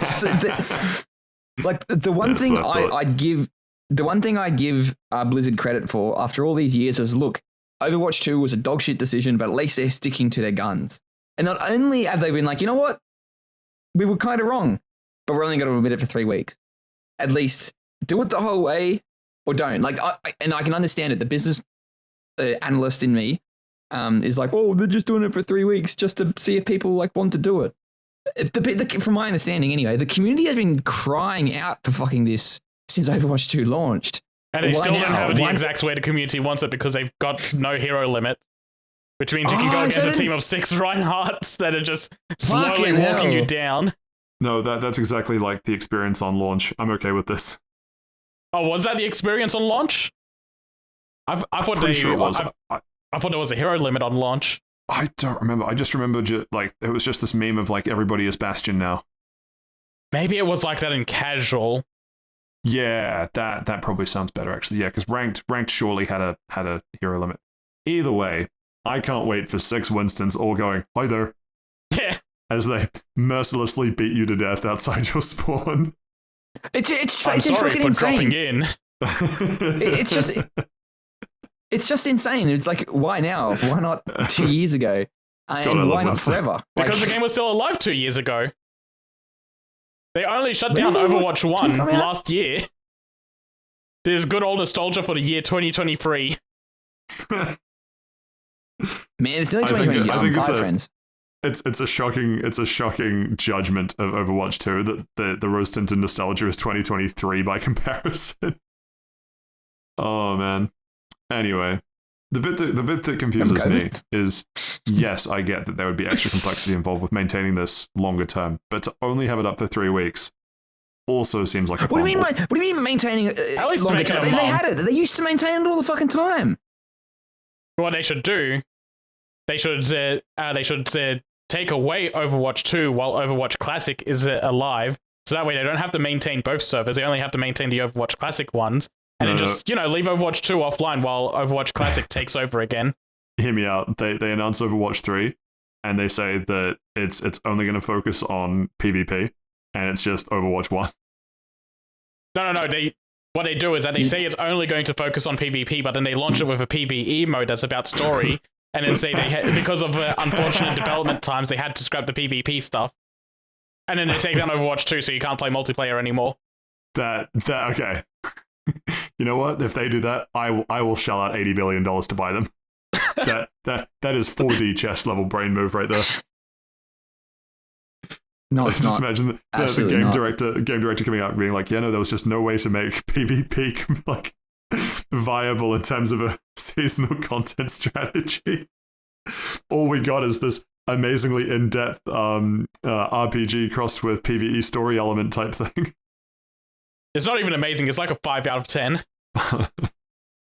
That's what will really sell it. Yeah.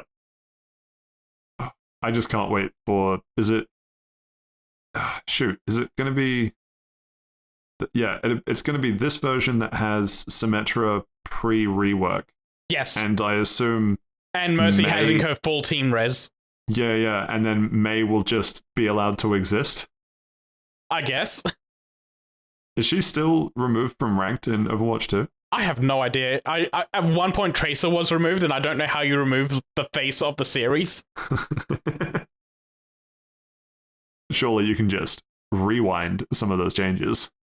Boo. I get it. That was a good one. Thank you. Fuck, what's her catchphrase? I can't remember. It's Overwatching time. I'll be honest, I'm pretty sure that was it. I think you got it. Anyway. Next up, we have Riot Games seeking out an AI intern, which This is so I don't know how to feel fucked about because this it's after 2 rounds of layoffs that affected artists, and now they're going, hey, we want an intern, which will probably be an unpaid position, to study generative AI for us. All you have to do is take all that artwork of the people we just fired and create new artwork out of it. The slop better be sloppy. But what Is it- if This is one of the big what reasons if why they so use many it to people like hate get through Riot their Games. emails? They're starting a riot about it. Yeah, I don't know. I don't know what else to say. Sorry. No, it is just fucked.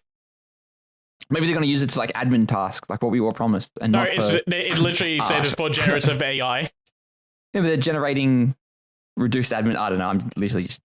I want to believe. You cannot spin this. Why would you ever give Riot the benefit of the doubt anyway? Ooh. It's not unpaid. Remote only, the hourly rate of this internship is $62 an hour. $62 an hour?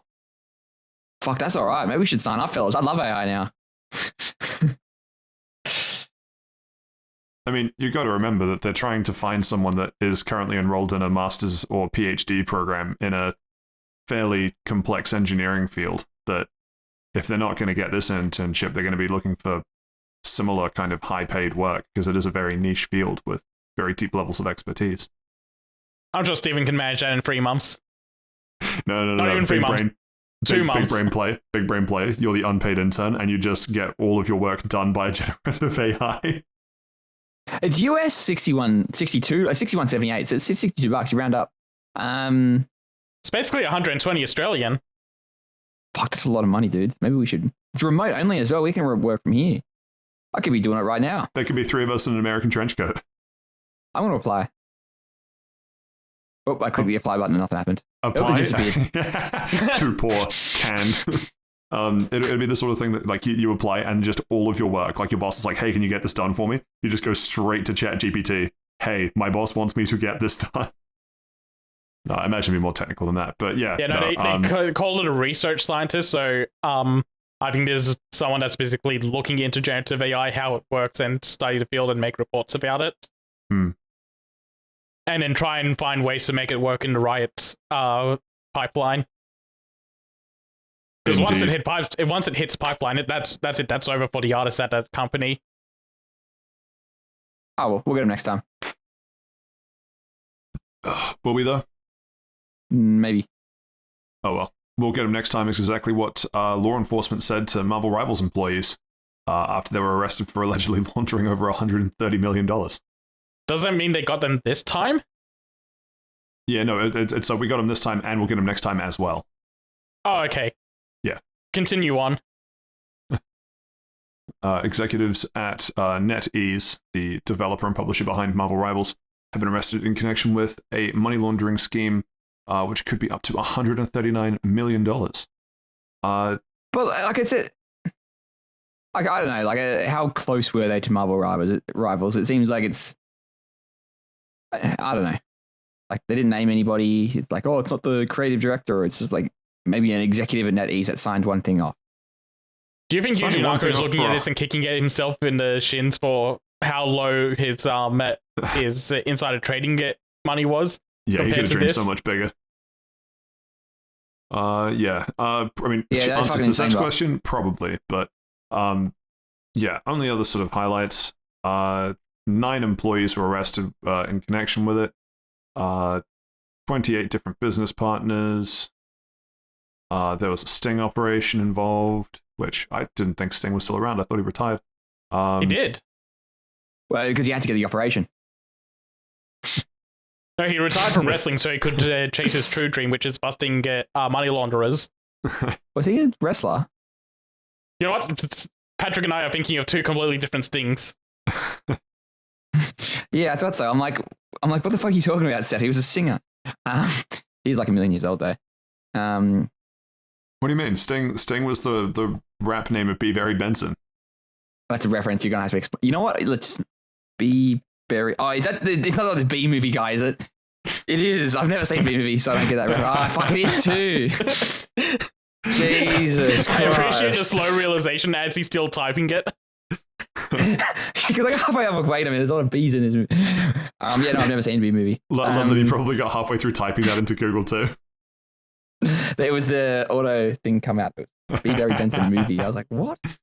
It clicked. No, utterly insane though. Yeah, it's just an insane amount of money. I don't really have anything to say about this other than I'm shocked at how much it was. All the best to Marvel's Rivals. Oh yeah, that game's still going to pop rival off. is the police. 100%. I reckon it will pop off for a little bit, but then kind of drop off. That's the other thing I forgot. Overwatch Classic. It's going to be starting 3 days before Marvel Rivals comes out. Blizzard is trying to attack the game. No, I've got to give them credits for trying. Well, we're going to have to wait and see what happens with it. Next up, Embracer Group doing something that no one expected. Divesting something. True. They're divesting Receiving Saudi money for $1.2 billion redos. Miniclip is a name I haven't heard in years. No, same. Yeah, I completely forgot about that. I didn't. I could probably never. Like, if this didn't come up, I probably never would have thought about them again. Yeah, same. It's so funny that the press release from Embracer Group co-founder and CEO is Easy Brain has been an important part of the Embracer family for over 3 years. Oh, man.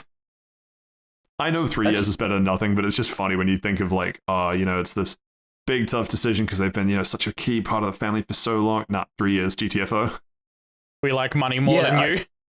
And it's like $1.2 is $1.2 billion. It's at least $1.2, Steve. Yes, Man, who would I sell out for $1.2? Definitely Steven. Krispy Kreme. No, that's not even enough to cover a donut from them. What are you talking about? More than enough. This man has no concept of money. He's a Nepo baby. He's a phony. That's probably the best Family Guy. Hey, everybody, this guy, he's not playing the piano. He's a phony.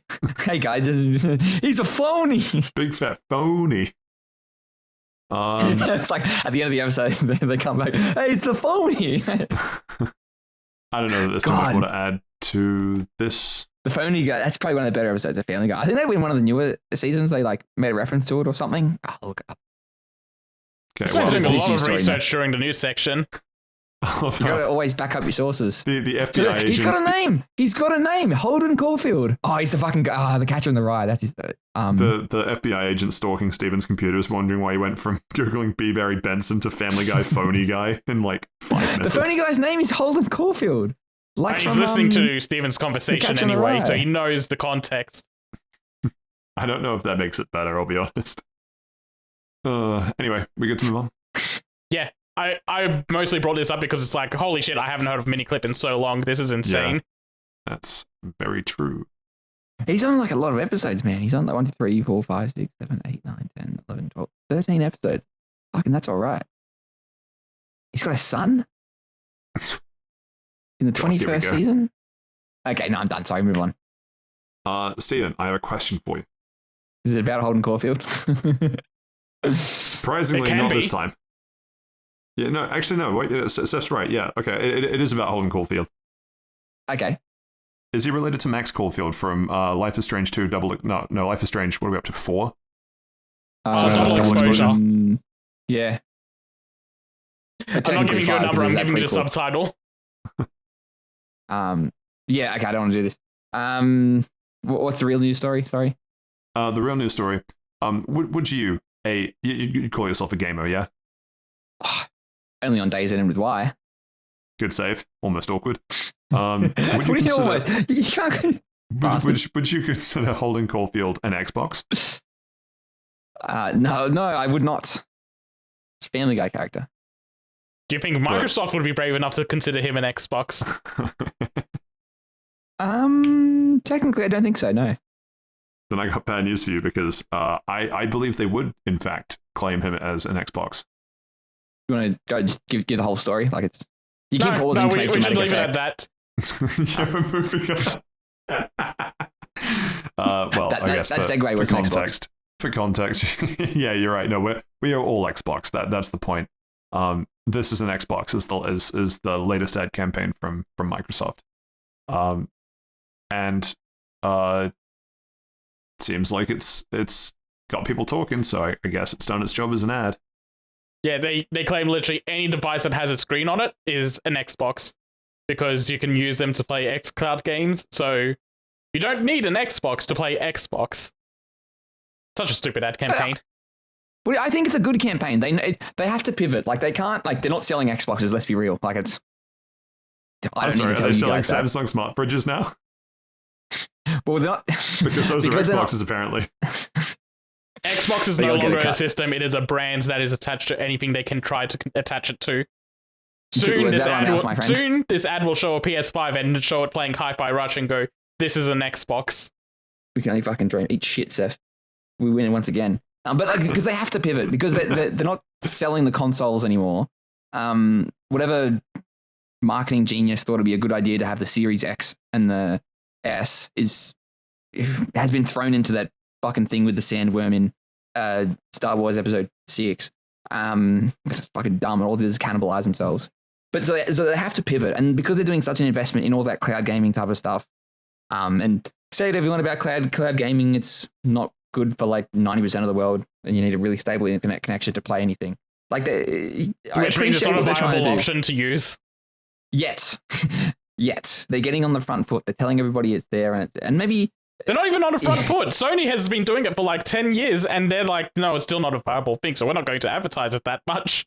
But Sony's got the hardware sales. Xbox does not. So Sony can be like, well, let's not do it. Where Xbox can be like, yeah. But like, it's so bad. Sony only offers it in America.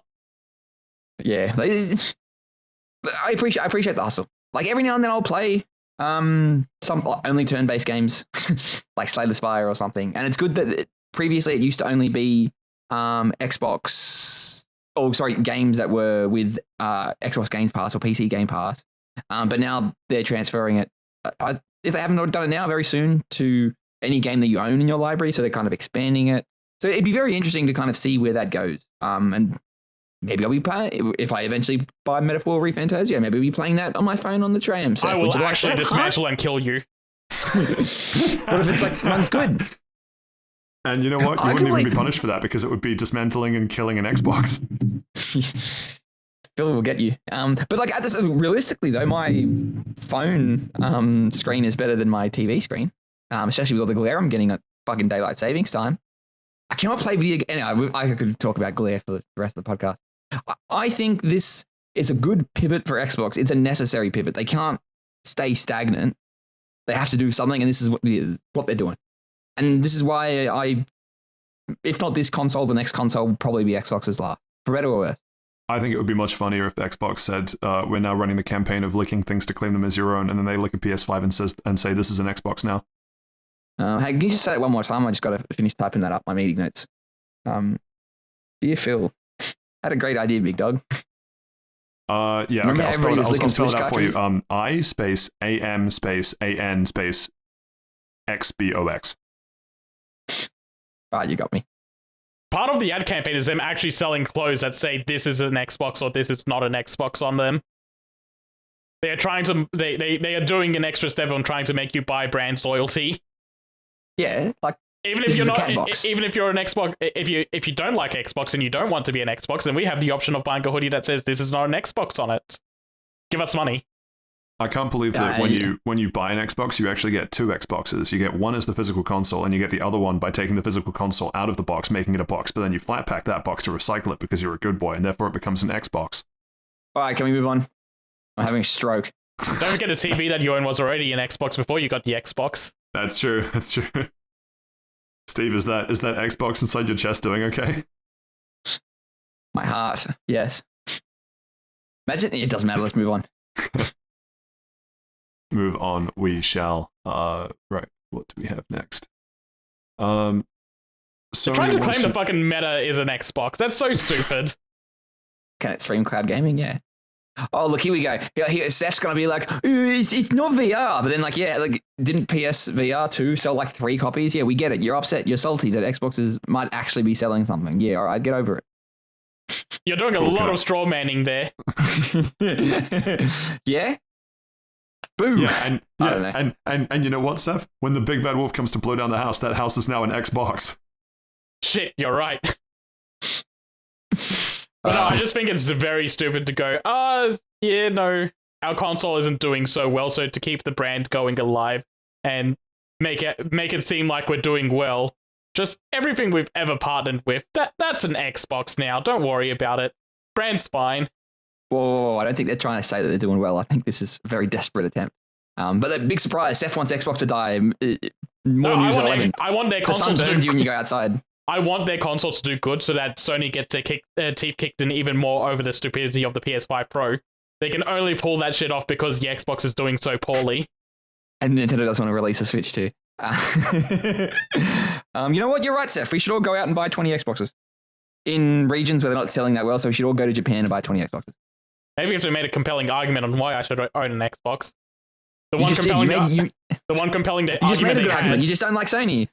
The one compelling game they had was Hi-Fi Rush, and then they killed that studio and then sold them off. And would you say that the office where Hi-Fi Rush is being developed is now an Xbox? No, not anymore. They cancelled them. They closed them down. Anyway, let's move on. Well, speaking of licking things to claim them as their own, Sony is gearing up to lick the media powerhouse behind Elden Ring. It's so funny that all these older articles are going, yeah, no, this is the company behind Elden Ring. The the reason Sony's talking to this company, it's Kadokawa. They're trying to hoover up even more anime studios, or rather more of the anime industry, because they own Funimation, they own Crunchyroll, and Kadokawa is really big in the anime and manga industry, so they're going to try and hoover them up as well.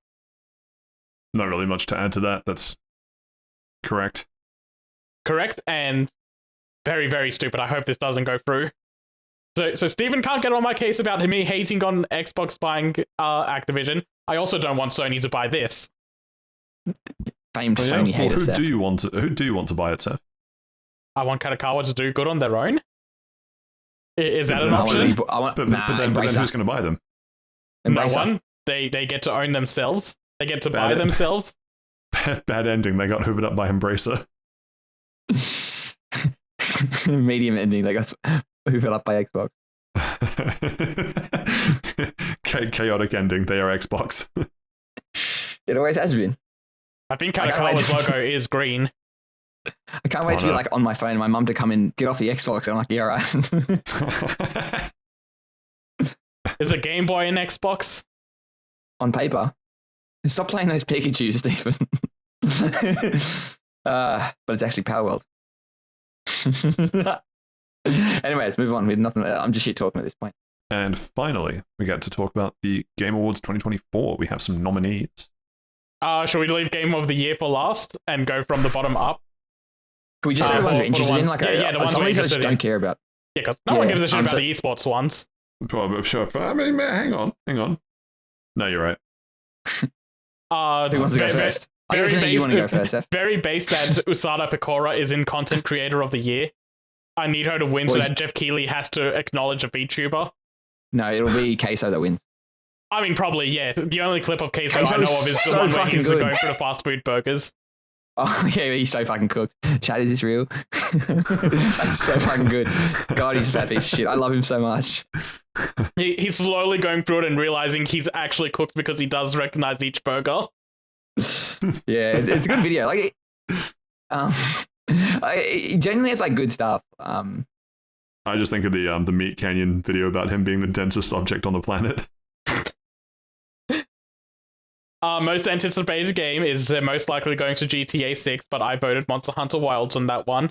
Correct. I guess the people that vote in the Game Awards may vote for Monster Hunter as opposed to GTA 6, but I think... No, I think the entire games industry is going to be voting for GTA 6. You know how crazy it is seeing Sucker Punch, but not with Sly attached? I know it's been so long since Sly, but we were just talking about like the old like nostalgia bait of classic Sony scrimbly bingers platformers. There's a Sly figure coming out soon. What? U2's is doing a PlayStation lineup, and they're doing Astrobot, Kratos, Ratchet, and Sly as figures. Guys, I don't fucking care. We got to move on. The other nominees in most anticipated game were Death Stranding 2, Ghost of Yotei, and Metroid Prime 4. Metroid Prime 4 is never coming out. Why do I keep doing this? No, they finally showed a trailer for it. Yeah. It'll come out when the Switch 2 launches. I'm sure they have. You know what? Also, it's a trailer. Elder Scrolls 6. That game's not coming out. Best adaptation. This one's an interesting one because it's got Arcane, which isn't done yet. Fallout, The Knuckles Show, Like a Dragon Yakuza, which I think is also not done. Or did they drop all of that at once? First season's done. Okay. They dropped the first 3 episodes at once, and then they drip fed it for whatever fucking reason. Okay. Very strange. And I've watched that. It's pretty good. And then Tomb Raider: The Legend of Lara Croft. On this one, I voted Fallout. Yeah, Fallout's a good one. I haven't seen any. The Like a Dragon one, it's just like very generic crime type of stuff. Like it doesn't do anything different. And I think it strays a bit too far from the media to be enjoyed by purists, but it plays it too safe to be a breakout hit. So, yeah. But what about the Knuckles thing? You loved the Knuckles one, didn't you? No, I thought it was pretty mid. Yeah. Fallout was really good, but I have heard very good things about Arcane. You're a big Arcane supporter, aren't you? I think we should all kick Riot while they're down. Just don't let them have anything. They can AI generate a reward for themselves. The intern getting paid 60 an hour, I can do it. But yeah, anyway. Ooh, best multiplayer. This one I voted Helldivers 2, mostly because of how big of a game that was earlier this year. Yeah. Why is Nintendo spelt weird? And the nominees. I don't know. Oh, I think the Game Awards list was had some weird spelling errors, and this is probably just copy and pasted from that. Awkward. This is so hard. I haven't played Helldivers 2. I've really enjoyed playing the multiplayer of Space Marine 2. But I don't know if it would be best multiplayer, because I think if I'd played Helldivers 2, based on everything that I saw about people playing it, I would have enjoyed it more than Space Marine 2. I missed the hype cycle of Helldivers 2, so I never got into it. Yeah, same. That'd be interesting, though. Best sports and racing, I see that we once again have what's basically football of current year and Formula 1 of current year and NBA of current year. Yeah. And WWE of current year. The tennis game's on there. I've heard good things. Actually, I don't think I know a person in real life that's played it, but I went discussion online about Top Skin. I went for the F1 game on this just to vote for something, and I've heard this one's actually a fairly good game, or at least You shouldn't vote for things you haven't played. game. Fuck you. You know, if I took that advice, I wouldn't vote for anything here because I'd be like, no, I haven't played all of the games nominated, so I'm not. I don't think I should vote. You're right. You shouldn't rescind your vote. Yeah, good. Yeah, you should literally be making an educated guess on the people that you're up there. You can't just. You know what? Let's not do this. Democracy has failed you, Saif. Best simulation and strategy. The only ones here I know anything about are Kunitsugami and Unicorn Overlord, and I went for Kunitsugami just because I think that game deserves something. What is? I voted for this guy because they need something. They need a win. Yeah, fuck you. Unicorn Overlord also needs a win, but I like Kunitsugami more. All right, keep moving. Fair enough. Best family game, Astrobot. Easy. Yep. I'm surprised Princess Peach Showtime is up here. I'm sure there's other games that could be considered family games. Best fighting game, easily Multiverses. Easily. I'm surprised that was fucking nominated. It won when it was in beta. So this is the second time it's being put up. That was like a bad year though, wasn't it? No, there were good games on that list that it beat out. But that was also a fucked year because they put Sifu up there as the best fighting game. That's right. They did too. That's right. Not a fighting. I didn't play Sifu, but yeah, anyway. But no, Tekken 8 should win this. Best role-playing game. Zero? Best role-playing game has Dragon's Dogma 2, Shadow of the Erdtree, Final Fantasy 7 Rebirth, Like a Dragon, Infinite Wealth, and Metaphor ReFantazio. I put the vote in for Metaphor there. Yeah, Metaphor gets category. It's super stacked category. Like, all of them are bangers except for Dragon's Dogma. Which is a very funny thing to think about. Yeah, all four out of these 5 games are good. And Dragon's Dogma. One of them is the biggest disappointment in my life. One of them is a remake as well. But yeah, anyway, move on. Best action adventure. I voted Astrobot on this one as well because it's basically the This is like half a category of being a platformer and another half of whatever the fuck they want to throw in here. Action adventure game, right? You're adventuring. You're actually whatever Ubisoft decided to just ship that week. Which in this case is Star Wars Outlaws. Hey, and Prince of Persia is in here as well. Yeah, Prince of Persia Lost Crown, which is a Metroidvania one. Legend of Zelda Echoes of Wisdom and Silent Hill 2. So yeah, this is like the mishmash award. This has got the platformers, it's got the horror game, it's got the open world game, it's got the Metroidvania. Yeah. It's got classic Zelda. Yeah. Yeah, probably. Yeah. Okay. Best action game, Black Myth Wukong, Black Ops 6, Helldivers 2, Stellar Blade, and Warhammer. I went for Stellar Blade in this one. I can see people voting for Black Myth Wukong on it. I'm sorry, women. I wouldn't be surprised if Warhammer gets this. This is a stacked category as well. I wouldn't exactly call it stacked because 2 of these games are shooters, and I don't think I really count shooters as action games. Oh, this is very funny, actually. No. Let's take a section to fucking unpack that.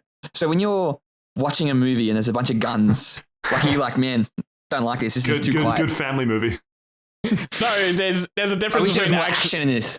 There's a difference between an action game and an action movie in what your expectations are. An action game is something I think more of like a hack and slash sort of game.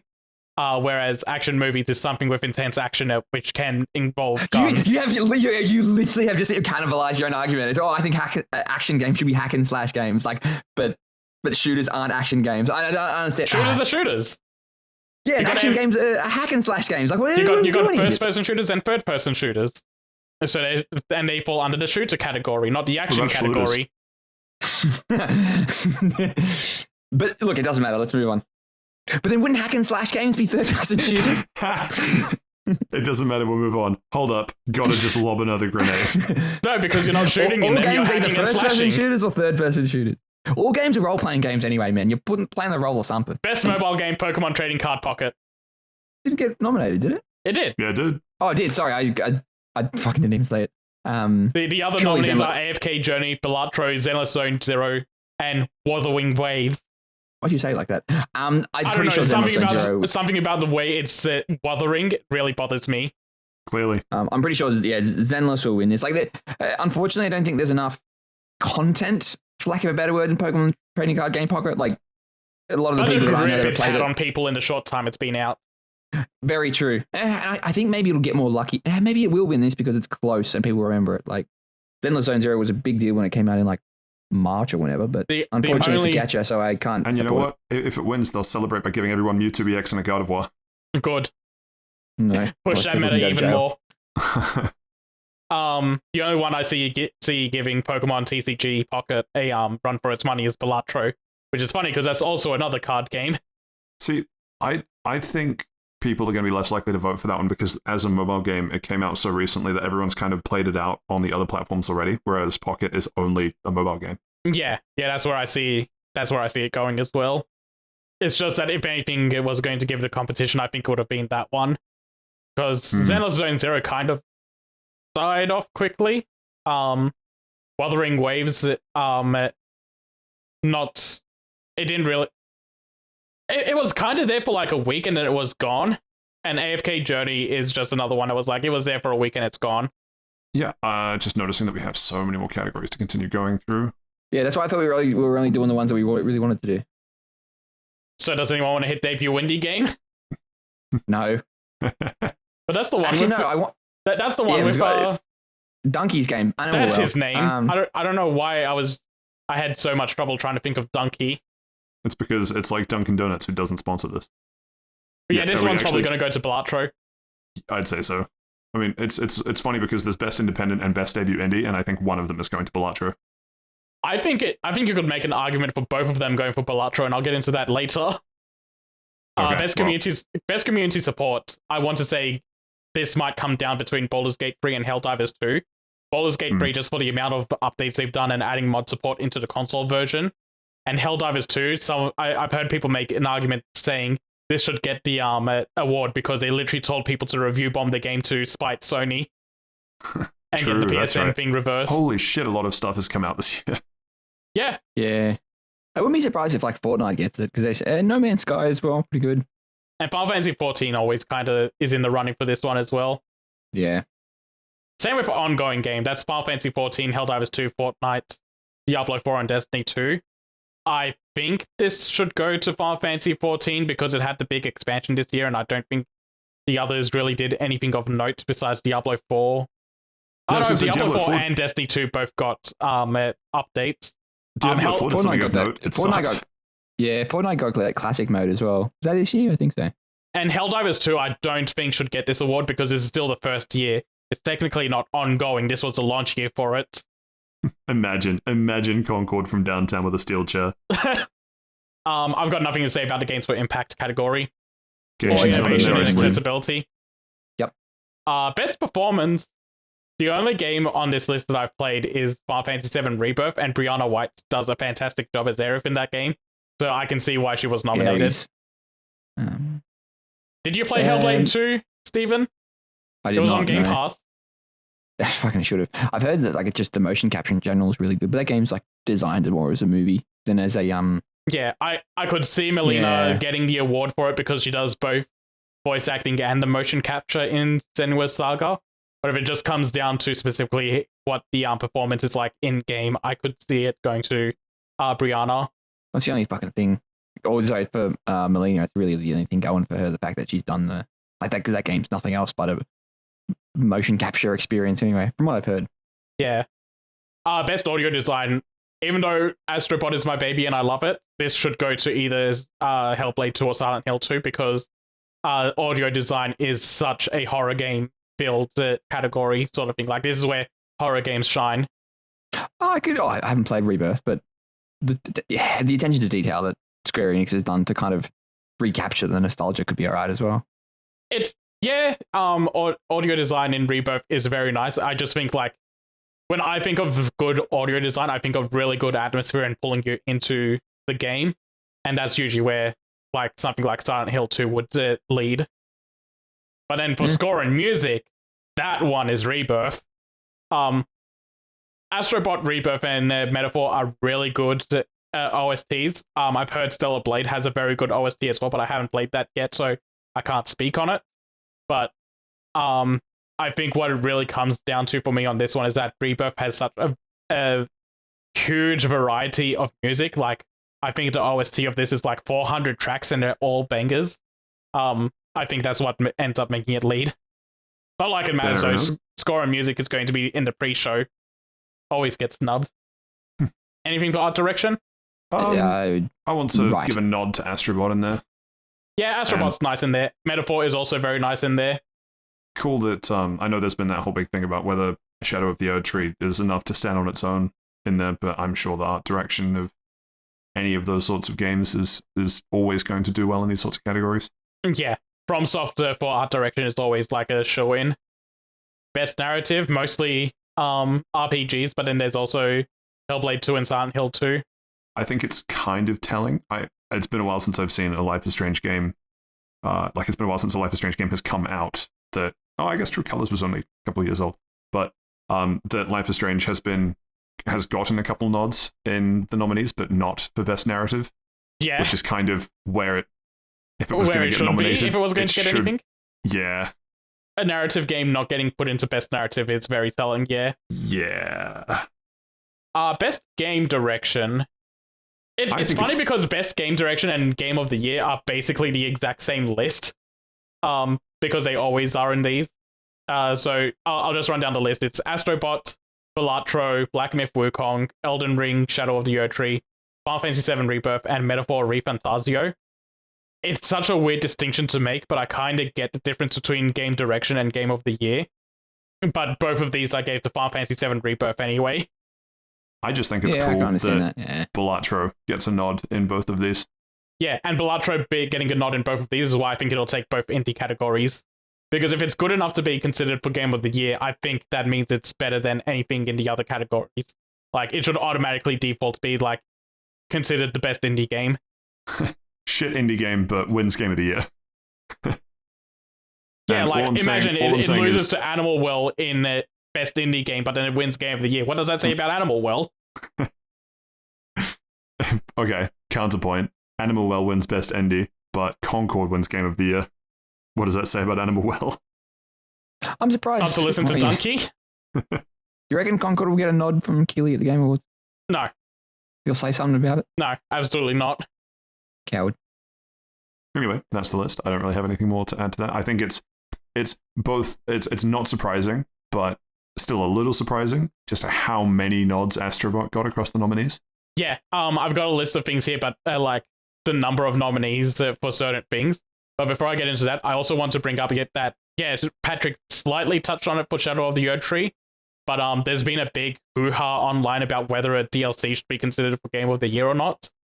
Most people say, well, why not just make a DLC category? My response to that is there was no good competition in terms of DLC and expansions, honestly.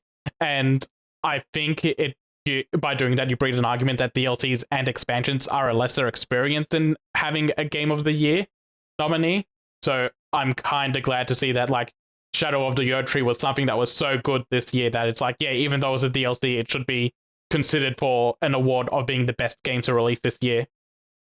Anyway, nomination numbers, the like quick stats I want to throw in. PlayStation got 16 nominations because across like Astrobot, Stellar Blade, and Helldivers 2. Square Enix got 12. Xbox got 12. And I want to point out that Xbox's 12 is because of Call of Duty and Activision. Also Hellblade 2, but Activision was doing a lot of heavy lifting for them as well. Sega got 11. That's why they bought them. Namco got 7, Nintendo got 6, and then I'll leave it at that. Like the others are all 5 and 4s. Astrobot and Final Fantasy VII Rebirth both got 7 nominations. Metaphor ReFantazio got 6 nominations. Balatro and Silent Hill 2 got 5 nominations. And Black Myth Wukong, Shadow of the Ur Tree, Black Ops 6, Helldivers 2, and Hellblade 2 both got all got 4 nominations each. So just some interesting stats to throw out there, I thought. Yeah. Anything else?